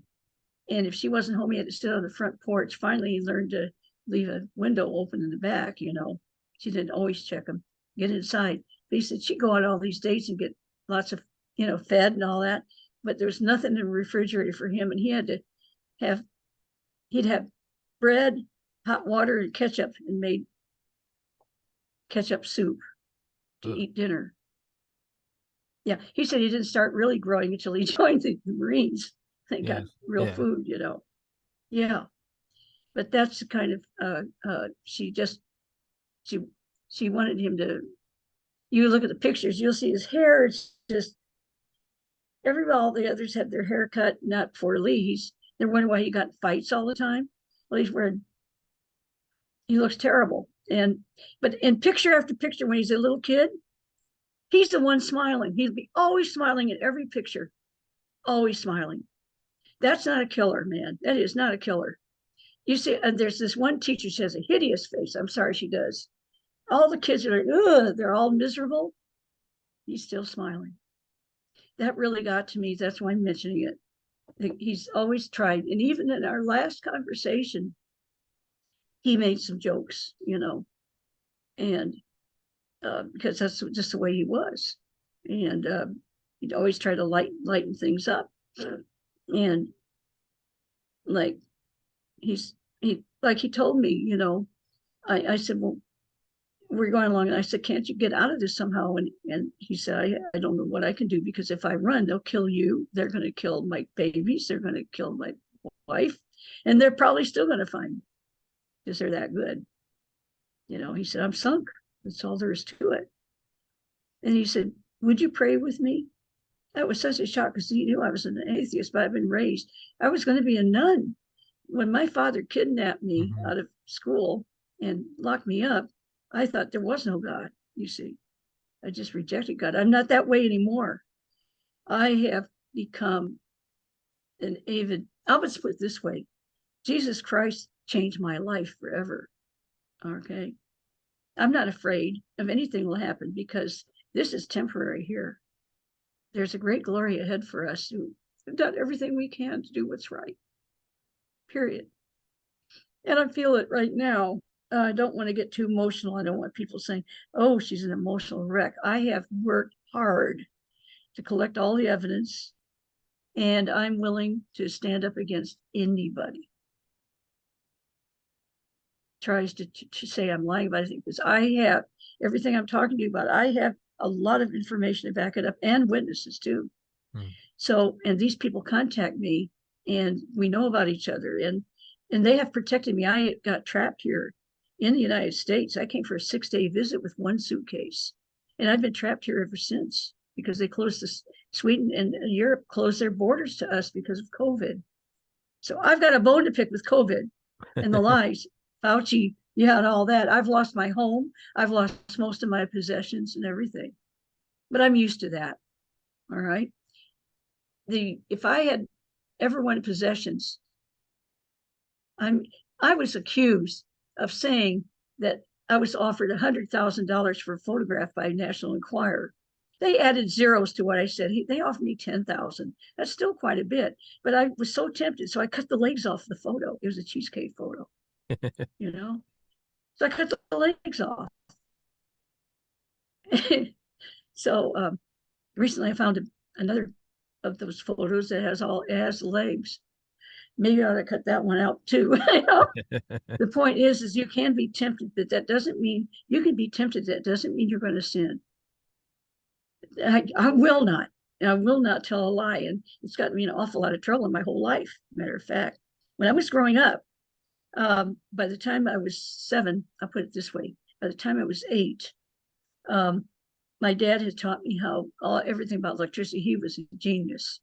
And he'd always wanted a son, and all he got was me. All right. So, and no, I was building TV sets, and I was doing their taxes. My dad, my parents, I was doing my family's business taxes. They owned television stores. All right. He was an inventor, and he took me up to see Adler. Robert Adler was in Chicago. I had my own contacts there. All right. Because Adler had to stay in the Drake Hotel. Fancy, oh my, beautiful, gorgeous place. And so I got to see everything. And when Dad was sent over to Sandia Corporation, he was going to become a rocket scientist. They let me in with him because they knew about Adler and let me into his labs. Now, Adler had my dad gave him various inventions, and Adler took the patent credit, just like Thomas Edison used to do with his labs. But he was really good to Dad and always gave him all the royalties. He didn't care about royalties. He had plenty of money himself. And so Dad invented a bunch of things. Some of that's in the book, so you can see what he did. But when my mother refused to let him move to Sandia, to actually Albuquerque out there, they said we'd have to live behind barbed wire if things got worse, and it'd be classified stuff. And with the 2 children here, you got to understand we couldn't go anywhere. And then we might be moved to Livermore, and we can't have a house because he might move. My mother refused. It destroyed my father. He started drinking a lot. He wasn't himself. When my grandmother died, it broke my heart. She was the one thing that kept us all together. When she died of cancer, I was determined to kill that cancer, but whatever it was that killed her, I was going to kill it. So that's when at 15, I started working in cancer research. And because I had to self-teach, I think of Elon Musk, okay, because he never took courses in rocketry. He self-taught himself. And so he's thinking out of the box. And look what we've got. We've got these rockets that are coming down. It's landing and be used over and over again. That's what, in my case, I was saying, why are they doing this? That doesn't make sense, It's because they always did it that way. So I was able to give mice cancer in 7 days, using germ-free mice and components in an aerosol of factors, mainly based on nicotinic acid and so on, that these poor mice were forced to breathe all the time with no immune system, and inserted a couple of viruses. Little did I know these viruses were that dangerous. I say inserted. I didn't sterilize things quite as much as I should have when I was with the aerosol. I didn't understand how much heat these things can take and so on. And we collected the material. All my friends helped. My sister helped. We collected 5 pounds at a time of cigarette butts. Can you imagine, from all over? That's what's so wonderful about what we did. We didn't get it from a small population. We had so many cigarette butts, it was ridiculous. And so I had plenty, but they were from everywhere and all kinds of brands. That's what made this kind of universal. And that's what impressed the doctors too. I didn't just take, well, let's try it with this brand of cigarettes. But we got them from 5 towns, and so others might say, well, that's not very clean. No, it looks like we picked up a virus, and the virus caused cancer so fast. And these poor little, these were black mice. They were not white mice. I also had white mice. By the way, when all this experiment's over, they closed down my lab, but then I got access and special training like you would not believe. It was wonderful. Why? These 3 doctors have been campaigning, showing that cigarette smoking was dangerous. Roswell Park, where I was sent, was the first hospital to ban smoking inside. So don't you know they were interested in what I was doing? So I have kept an interest all these years, of course. When I was banned from continuing, it saved my life. At the time, I hated what happened to me because I had to become a vanilla girl. I could not defend Lee or anything. I had to stay alive. Like Lee said, please tell my little girls that I was a good guy. That's all he asked me. Please tell my little girls that I was a good guy. And I waited so long. Then they had to live with that. And he was a hero. And he never, do you understand that he said he was a patsy? He didn't say I'm CIA.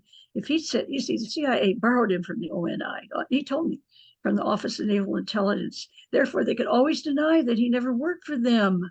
He was just a contract agent. How do you want to split the hairs here? Because they were paying him.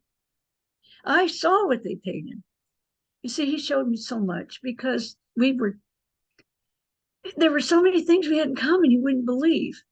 I mean, I'm talking about even our chocolate Cokes. Who drinks chocolate Cokes?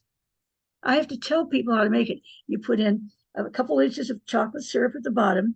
You very carefully pour Coca-Cola on top because it's going to foam like crazy. You put a little ice on top to stop the foam, and then you get a straw. Chocolate Coke. And it's so delicious. It is delicious.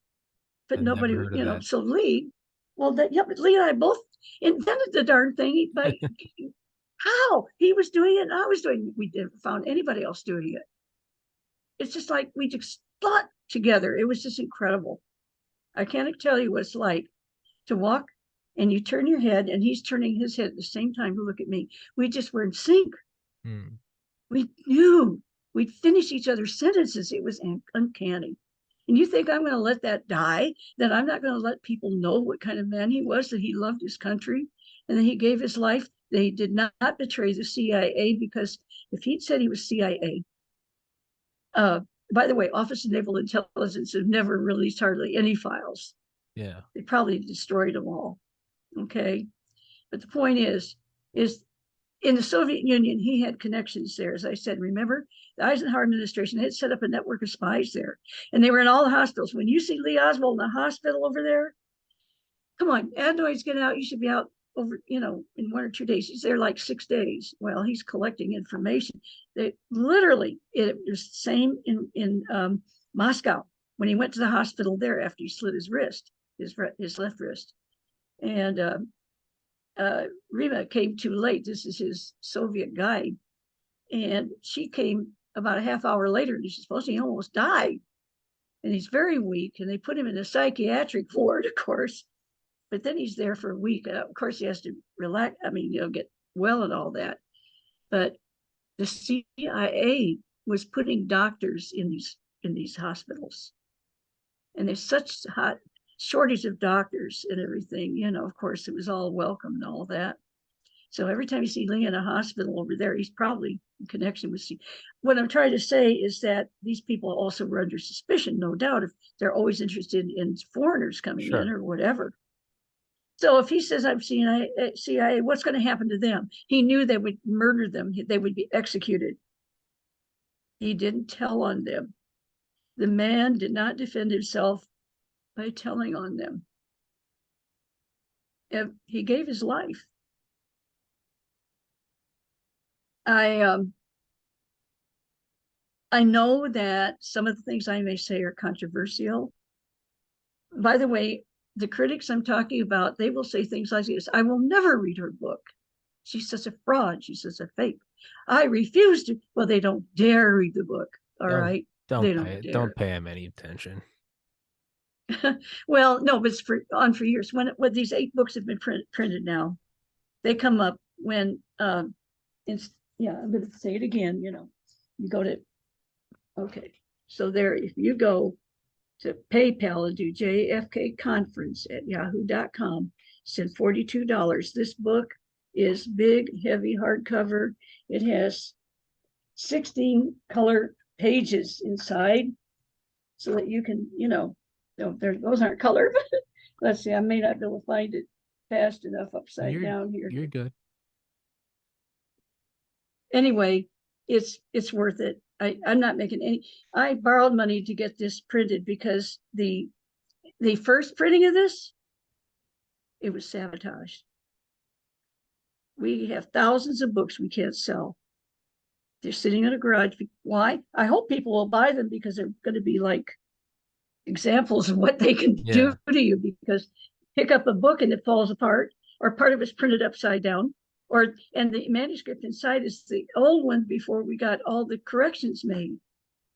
So it's got, and some of the paragraphs are repeated, for heaven's sakes. And that means that the index, a lot of it doesn't match anymore. You look up Bannister and such, it's not there anymore. So we've had to reprint, and I borrowed everything I could. And so I'm not going to get any money from this. It's all going to go to pay off the people who are kind enough to get this book reprinted. But that's what kind of support I've got too.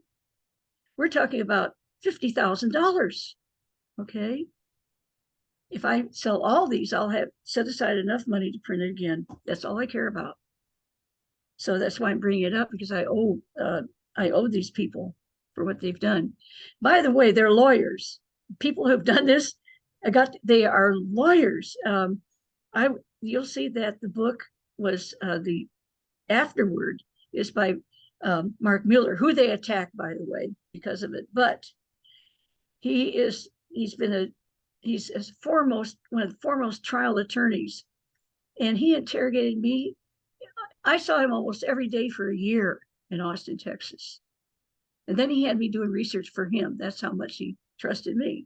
And he wrote the afterword, which said comments on my memory, because this man is a fantastic guy. He knows everything. I mean, he remembers everything, and he knows I never changed my story over a whole year. No matter what I said, It was always constant. Whatever he brought up, I would provide the facts behind it. So take that, guys.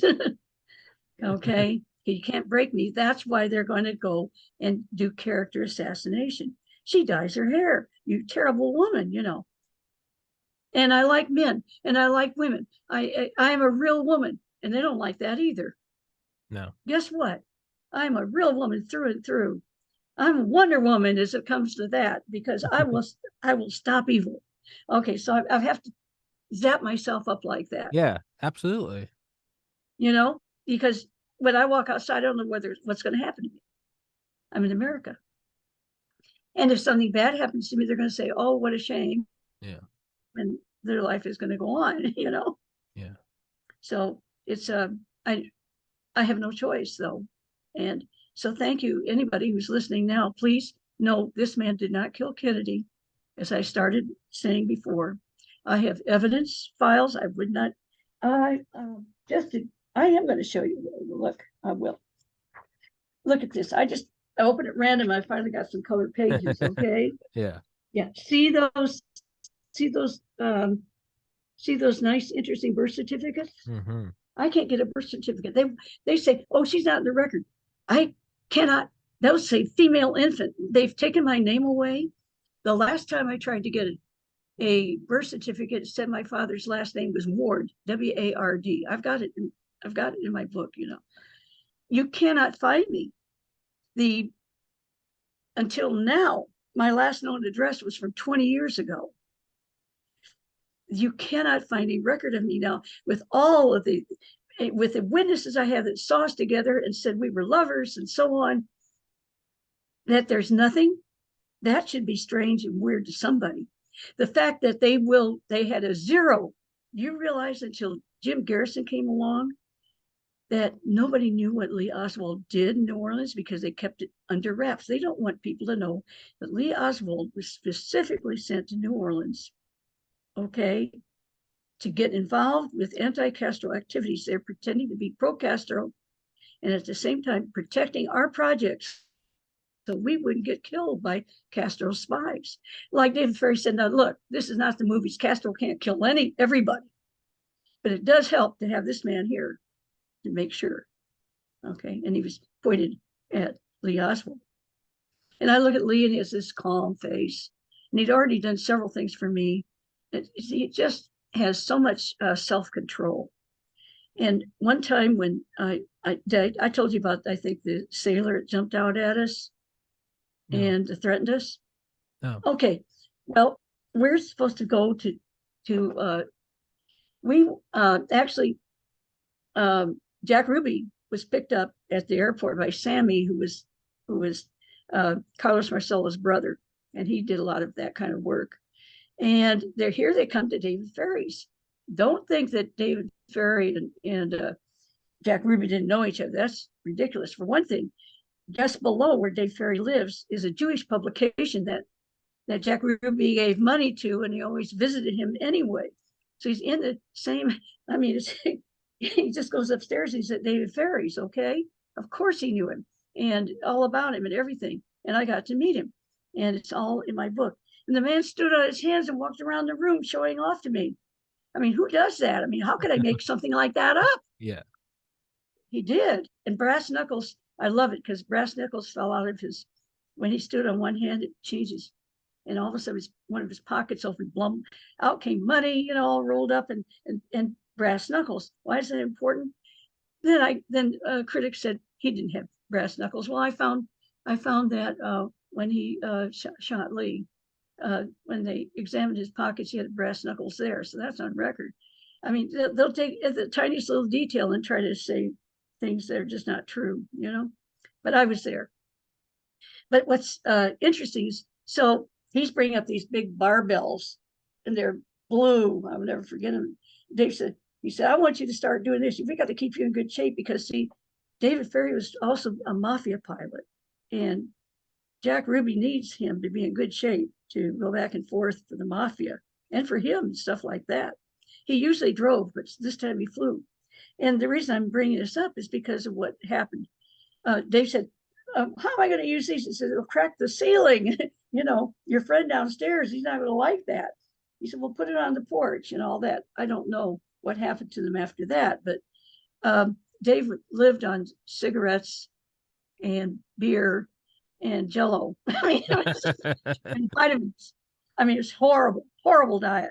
And Jack was really worried. He said, you've got to take better care of yourself. And part of this is in my book, and I've said it many times other places. Some people may remember this. And he said, Jack said, I knew him as Sparky Rubenstein. That's how they introduced him. He said, are you using that blender I gave you to make carrot juice?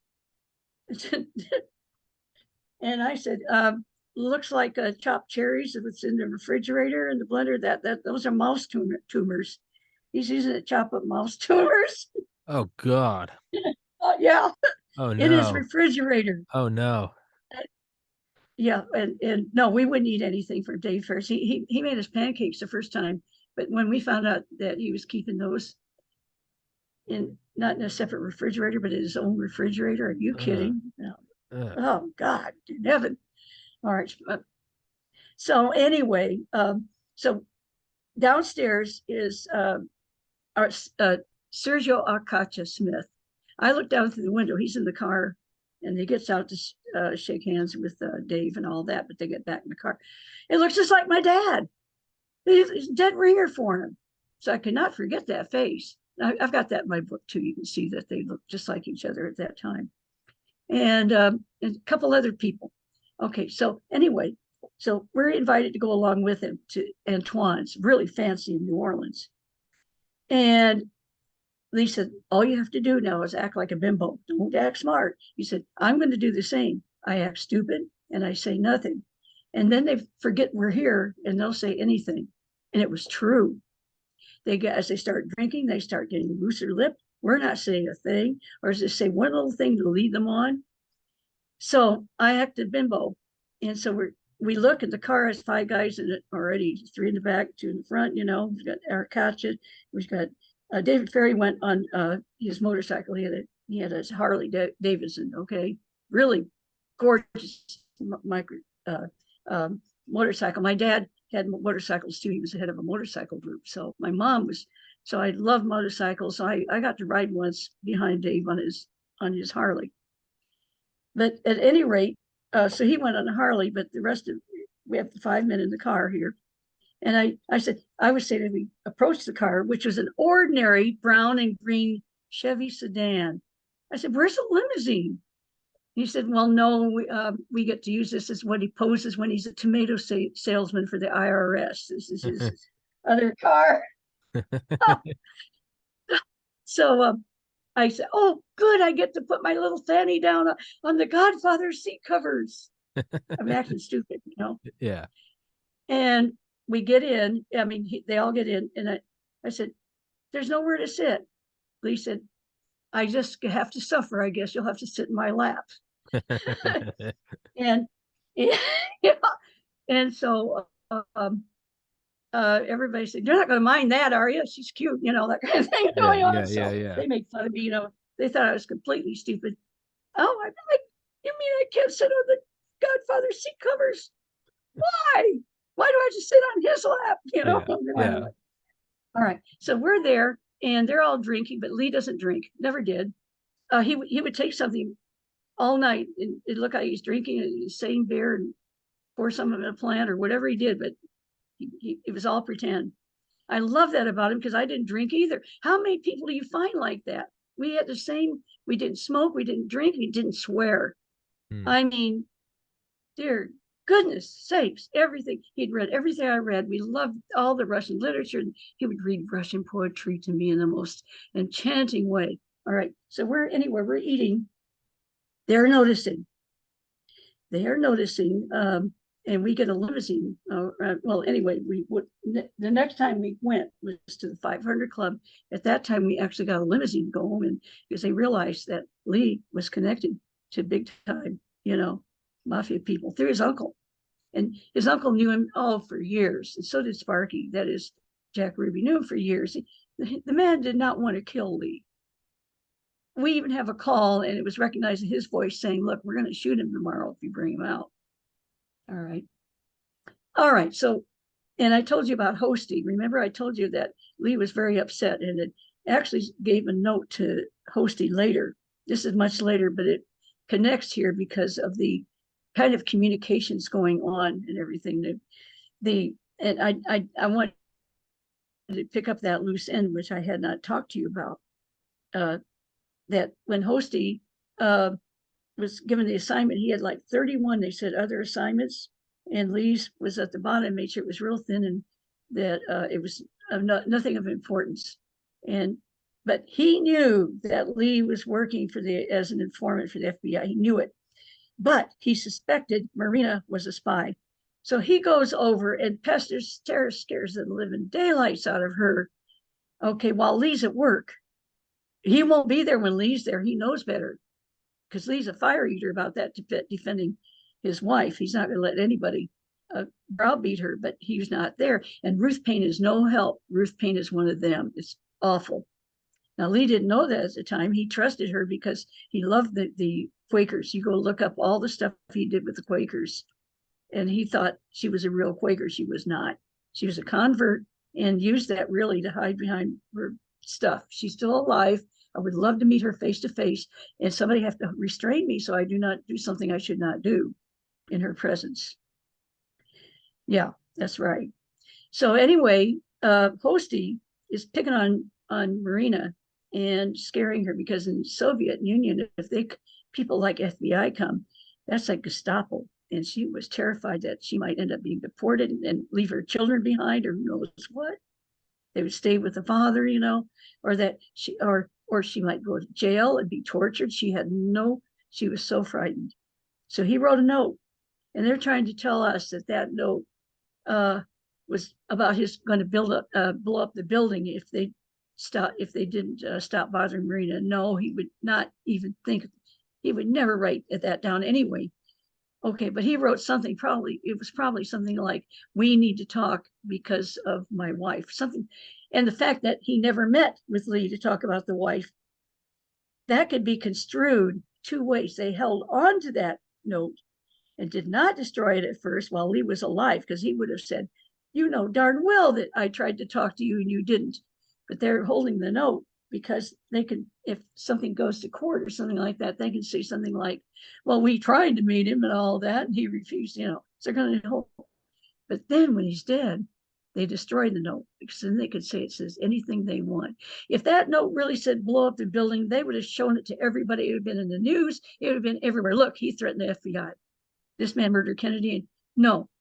So you see, that's the beginning of what I'm talking about, framing Lee Oswald. That's just the beginning. And using fake people that look like him. Now, there were two sets of, this is very important, there were two sets of information out there that the CIA put out. One, it shows Lee is 5'9". The other shows Lee is 5'11". All his military records show 5'11". All his very important things he has to fill out that's government is 5'11". Everything that he's doing on the civilian side is 5'9". That separates him from the CIA as a civilian. That's important if anybody's looking up his record. And so we have John Armstrong and others saying, oh, there were two. One is Lee and one is a Harvey. And she dated Harvey and she never met Lee. No, these are two separate records. And by the way, Mr. Armstrong, I have shown, I have to get it posted somewhere else because it's on Facebook right now. Under Harvey and Lee, the truth mingled with fiction, because he took photographs that have been identified by the Warren Commission as Lee, the real Lee, and made him fatter and heavier and thicker, literally, and said, this is the bigger, fatter, heavier, thicker Lee. And she just dated skinny, nobody Lee Oswald. He was always 5'11", 5'11" on paper for the government. Same man. And the thing about this Lee Henry Oswald that the CIA makes a big deal about, they said there's Lee Harvey. Well, what's this about Lee Henry? The fact that Lee told me, he said he quit writing his middle name because if you look at it, you can't tell whether it says Harvey or Henry because of his handwriting. And he said when they made a file on me and they started putting stuff in there, I told them that's not me. They said it doesn't make any difference. We know it's you. But they were able to use that later to make like two Oswalds. And that is, so there aren't, now there were two Oswalds by the time we get to the last days, the last weeks in Dallas. They're coming up with, and they did it from time of Mexico City. When Mexico City sends up a picture, and you know it isn't Lee Oswald at all, the main office over in US in Dallas area, okay, I think it was Dallas, they asked for a picture of Lee Oswald, I think it was on the 7th of October, okay, right after Lee got back. Did he go to Mexico City? Now they want, if they don't like Russia, they say he went to Mexico City. If at the time they do like Russia, they say he didn't go, because that's what the CIA does. In this case, they're asking for a picture to see if he's really in Mexico, went to Mexico City. That is the public record if it's ever looked at. They know darn well he went, but they're asking for it on the record. And they send a picture that's not him. Now, how did they do that? 6 times Lee was photographed by their usual surveillance cameras. 6 times, at least 6 times. They're always also mixing up the embassy, the Cuban embassy, with Cuban consulate. They were side by side. When Lee was in the Cuban embassy, somebody pretending to be him was calling with very bad Russian. And Bob Bauer, who's a decorated CIA agent who is tracking Oswald, said that was the real Lee Oswald. And you know, it's darn well, we have a record that Lee was visiting. Remember, I told you about Aparicio. Mm-hmm. He was trying to reach Aparicio, who was in the hospital because of diabetes. And he was talking to Teresa Proenza. I mentioned the name before, and I'm going to mention why. Teresa was the person that represented Aparicio if he was out of his office. Now, she had a problem because when they, after the assassination, right after, they approached Teresa and said, we heard that he was in the embassy. And she said, yes, he asked me where Aparicio was. I told him he wasn't in, and she was protecting herself. She said, I had nothing to do with anything else. Well, you know what they did? They put out there that Lee Oswald was screaming and yelling that he was going to kill Kennedy in the embassy. They were able to say they proved it because they had a bug in Aparicio's office that day. We've got that on record, okay? Because he talked about it in early 64. That's why we've got it. We know that. The same day Lee is supposed to go visit him, the CIA puts a bug in the office. They're going to prove that he was there if they have to, for their own horrible reasons, you see. But Proenza, they've got a problem because she said he was rational. He wasn't screaming and yelling. Now think about that. He was not screaming and yelling. He just asked where Aparicio was. See how important this gets? Mm-hmm. They didn't realize how important when they released these files. So what happens to Proenza? Within 2 months, she's been accused by fake records the CIA created to kick her out of Mexico. She is sent back to Cuba and put in prison. She is silenced in house arrest then for 3 years. Nobody can interview her, and she can't tell anybody that Lee was acting like a rational man when he was there. He wasn't screaming or yelling or anything. And they got some other people also, you know, implicated, made a big deal out of it. So that's part of how they framed Lee Oswald right there in Mexico City. Now, why was this fake picture sent? Here's the fact. That picture was sent. I now understand because I understand the other things going on. Remember, I told you we were going to be fake, we're pretending that we were going to be informants for the CIA, and we were going to pretend that we were pro-Russian. That's why Lee actually is on record that he said, put the gun down, said the FBI is after me. He wanted that on record with the Russians so that he could be later an informant for the FBI or CIA. And if he's ever seen with them or all that, they could say, well, they hunted him down. He didn't do that. You know, they hunted him down. And it's not his fault that he's seen with them or anything like that ever happened. But the CIA is compartmentalized. One part may be doing something you only have need to know, and the other section may not know. What this section knew right after in October, okay, without knowing what was going to happen in Dallas, they know that they have to pretend Lee Oswald never came because he's going to get a fake name. I'm going to be there. We're going to have fake passports. Everything's new. We're going to be informants for them. So they're going to pretend that he never came, and they're going to send a fake photo That's how that happened. You're not going to find that in any of the researchers, anything. But that is the bottom line, what happened there, because they were pretend he never came.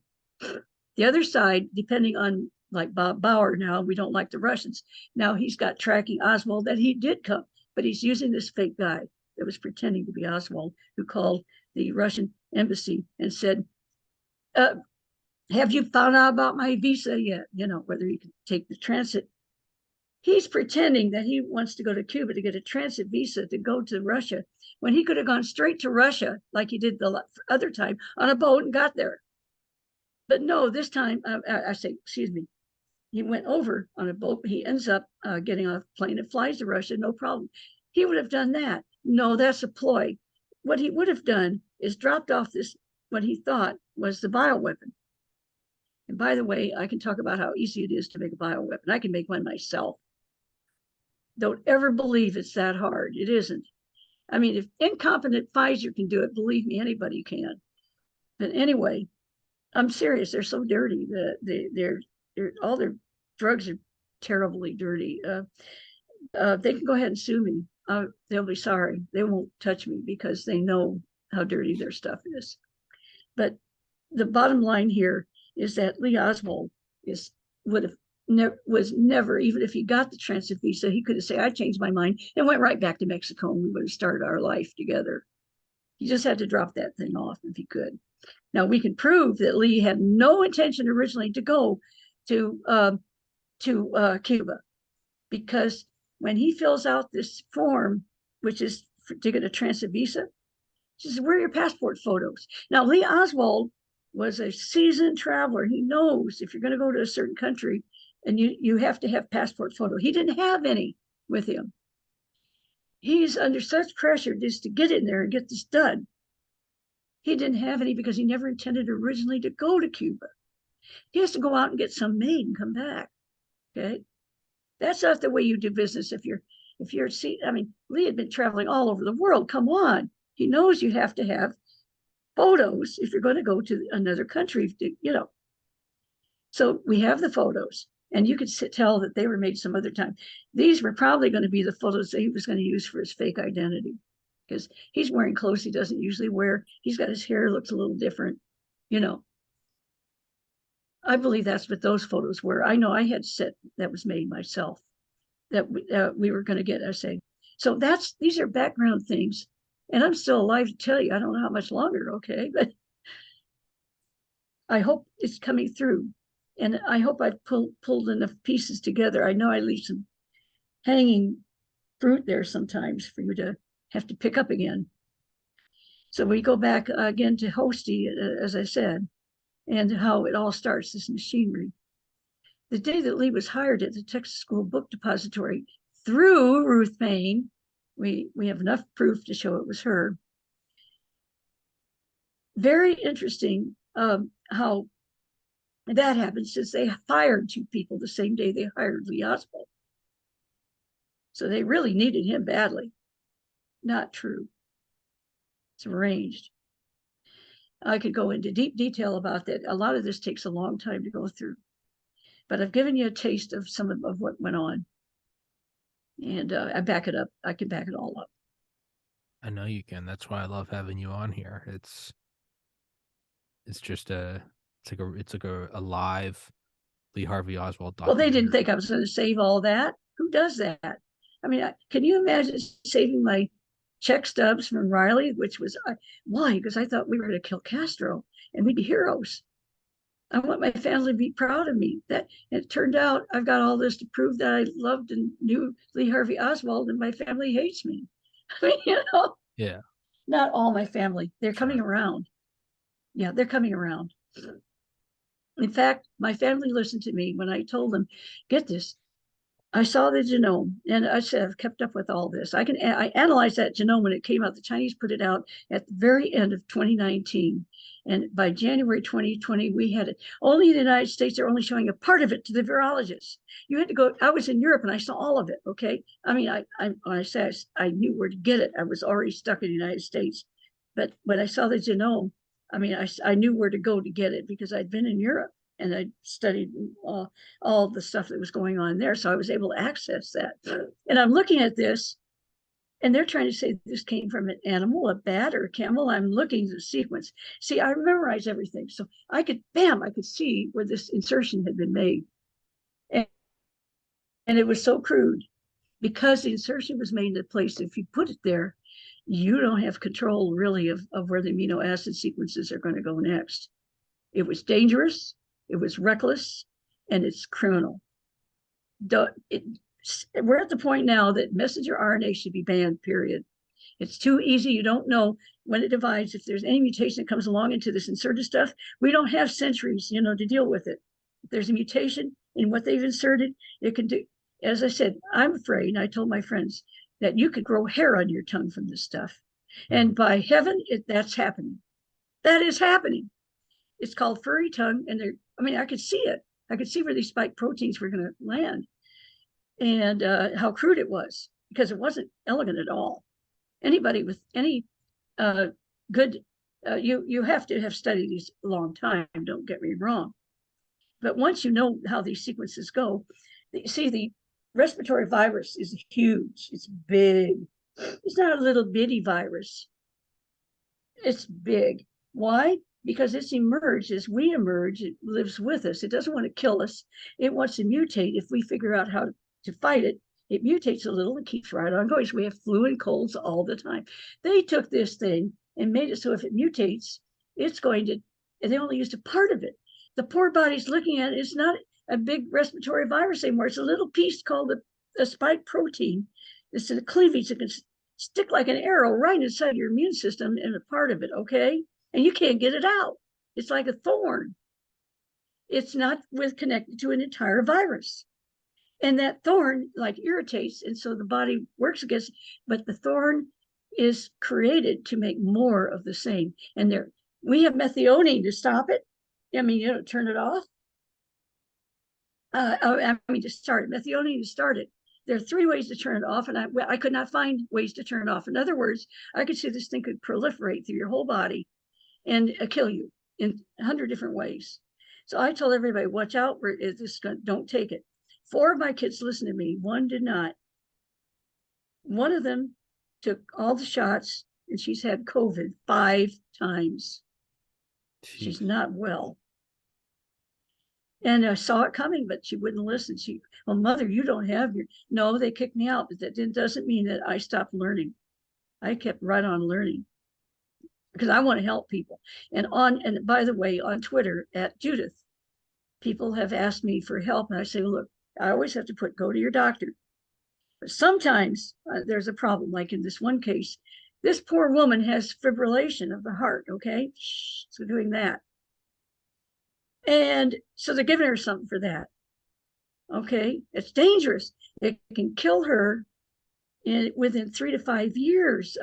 The problem that she has with her atrial, the system, the way it's set up. But I look closer, and she's being given blood pressure medication that causes fibrillation of the heart. And they're not stopping the medication. They're considering, they will be considering, he doesn't know this yet, but they make a lot of money this way by giving you blood pressure medicine. You get a heart problem, they give you the heart medicine. That doesn't work because you're still taking the blood pressure medicine, and then they'll get you a pacemaker. And boy, that makes them a lot of money. They don't care about you. Okay. This is going on. It's unconscionable. It should not be happening. How do you fix? I have people say, well, what are we going to do about our high blood pressure? I said, what they're giving you is going to kill your kidneys. It destroys kidneys. It ruins your heart. You look it up and you'll see what it does. It's dreadful. All these side effects. Well, they said, well, what can be done? My friend, as you get older, your body tells you that you're not thirsty as much as it used to. That part deteriorates. People are not, as they get older, their blood pressure is going up primarily from bad food choices and obesity, but the other and diabetes and so on. But the main problem is not drinking enough water. So I had a friend he's going with his doctor's permission. He's taken down You cannot stop the blood pressure medication. You will get hallucinations. You'll get psychosis. You'll be depressed. You have to get off. It takes about 6 weeks. If you don't do it slowly, you'll be a mess because this stuff has so many side effects. And so people are getting sick trying to get off it because they get scared when they have bad things happen to them. But if you've got to find a doctor who lets you get off of it, and he won't make as much money, okay? But you'll be his friend for life, and maybe you'll send him on vacation if you're rich. But the point is that this man, if he allows you to get off of it, and if they don't ask you, your doctor doesn't ask you how much water you're drinking. This man, I showed him, he was only drinking, drink. I wasn't even thinking about that. I just drink a lot of water anyway. He took his blood pressure, which was pretty high, on the medicine. And the doctor just told him he has to take more. I said to my friend, this is not good. You're already taking way too much. Your urine is the wrong color. It's already, your urine is orange. It's supposed to be pale yellow. You are not getting enough water. I said, I just want you, and he did. He took his blood pressure all day long. He drank water. His blood pressure went down 30 points just by drinking water. Now, which is cheaper? You want to take the expensive medicine and end up with kidney shutdown, or you will have to have a pacemaker, or drink water. People, please drink the water. I don't like water. I'm not talking about carbonated. I'm talking about real water. Yeah. Okay. The kidney. Yeah. Please, people, save your lives. The big pharma only wants to give you pills. They're treating symptoms, not causes. The cause, in most cases, is not enough water. Number one. But it's cheap, isn't it? So they're not going to tell you. Cheap.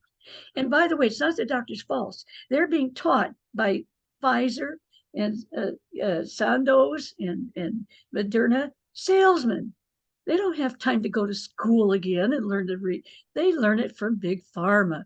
Big Pharma is not going to tell them anything but will make money for them. We've got to break up Pfizer and others. They're criminals. They need to be broken. Go ahead and kill me. I don't care. You just have to break this stuff up. We have to ban messenger RNA and find other ways to treat besides sticking us with so-called vaccines. I was all pro-vaccine, but they're changing them. When I live in Sweden and they give them 13 shots, the little kid, by the time they go to school, here they have to get 50. Our kids are living pincushions. And the main thing, please write this down, everybody, listen to me. MMR, you know what that is? Come on, Tommy. What is an MMR vaccine? Measles, mumps, rubella? Measles, mumps, and rubella. They used to be separate. Yes, they used to be separate. You'd get separate shots. Okay, that the body can handle. And those were, by the way, vaccines, real vaccines. But now they said, well, wait a minute, we'll put this all in one shot. We'll make a lot more money that way. We can make the shot more expensive. But the people on the other end, they're getting 3 in 1. And autism rates at the same time go sky high. And they say there's no connection. When has anybody in the history of the world had 3 childhood diseases hit them at the same time? You're going to get mumps, you're going to get rubella, and you're going to get measles all at the same time. What's going to happen to your immune system? It should not be done. It's messed up the immune systems. MMR, do not tell your doctor. I will have my kid taken at as late a day as possible. And I'm not going to let him be taken in a composite 3 in 1, one shot fits all. That is destroying mostly boys, okay, with autism. They can go and say that's not true, but they are the ones that cook all the statistics. They say that by the end of the century, that 50% of our boys will have autism. And they say, we don't know why. But let's go ahead and use them as pincushions. Have I said enough to sound like I'm a nut? I hope not. No, this is why I have you on, is because you have a wealth of knowledge and a vast array of topics.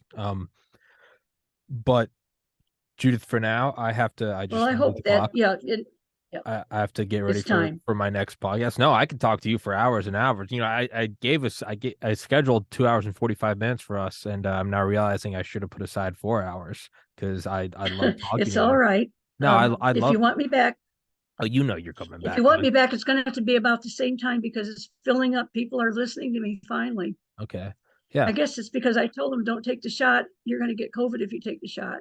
Yeah. And they're Well, listening finally. well, let's I'll text you after this. Hold on. And we'll schedule another one. And I'll send you the link for this. And as always, everybody in the description is her Twitter, your website, and the books.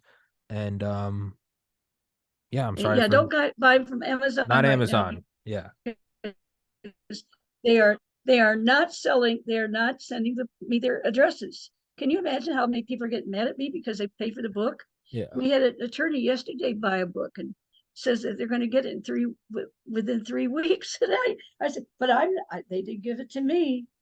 They're not giving me the addresses. Well, Thank you, Tommy, for letting me be here and to yes, speak so ma'am. long. I love it. Usually I get like 30 minutes or an hour and you just can't No, say no, very no, no, much, no, no. That's no, I like this because we can just sit back and really go down any which way we want. I think next time I schedule you, I just won't schedule any other podcasts, and I will just give it. It'll be yours. It'll be free reign all afternoon. We can go until you get tired. Well, let's have fun because Okay. there's a lot to talk about, and we Yes, can ma'am. talk about especially the development of biological weapons. And I'm telling you, we're in dire straits. Remember again, we can negotiate with Russia. We offer them lift off all the sanctions. So they have free trade. The Russian people will then applaud Putin. They'll feel like they won. We don't have atomic bombs going off. And by the way, we just may survive the century if we do. Beautifully God said. bless you. God bless you all. I love everybody. And Thank this you, one Miss best for Baker. all of us. Thank you so much for coming on here. You're an absolute wonderful guest, and I will text you right now before my next one, and we'll get the next one set up. But until then, Miss Baker, thank you so much for your time. Thank you everybody for watching.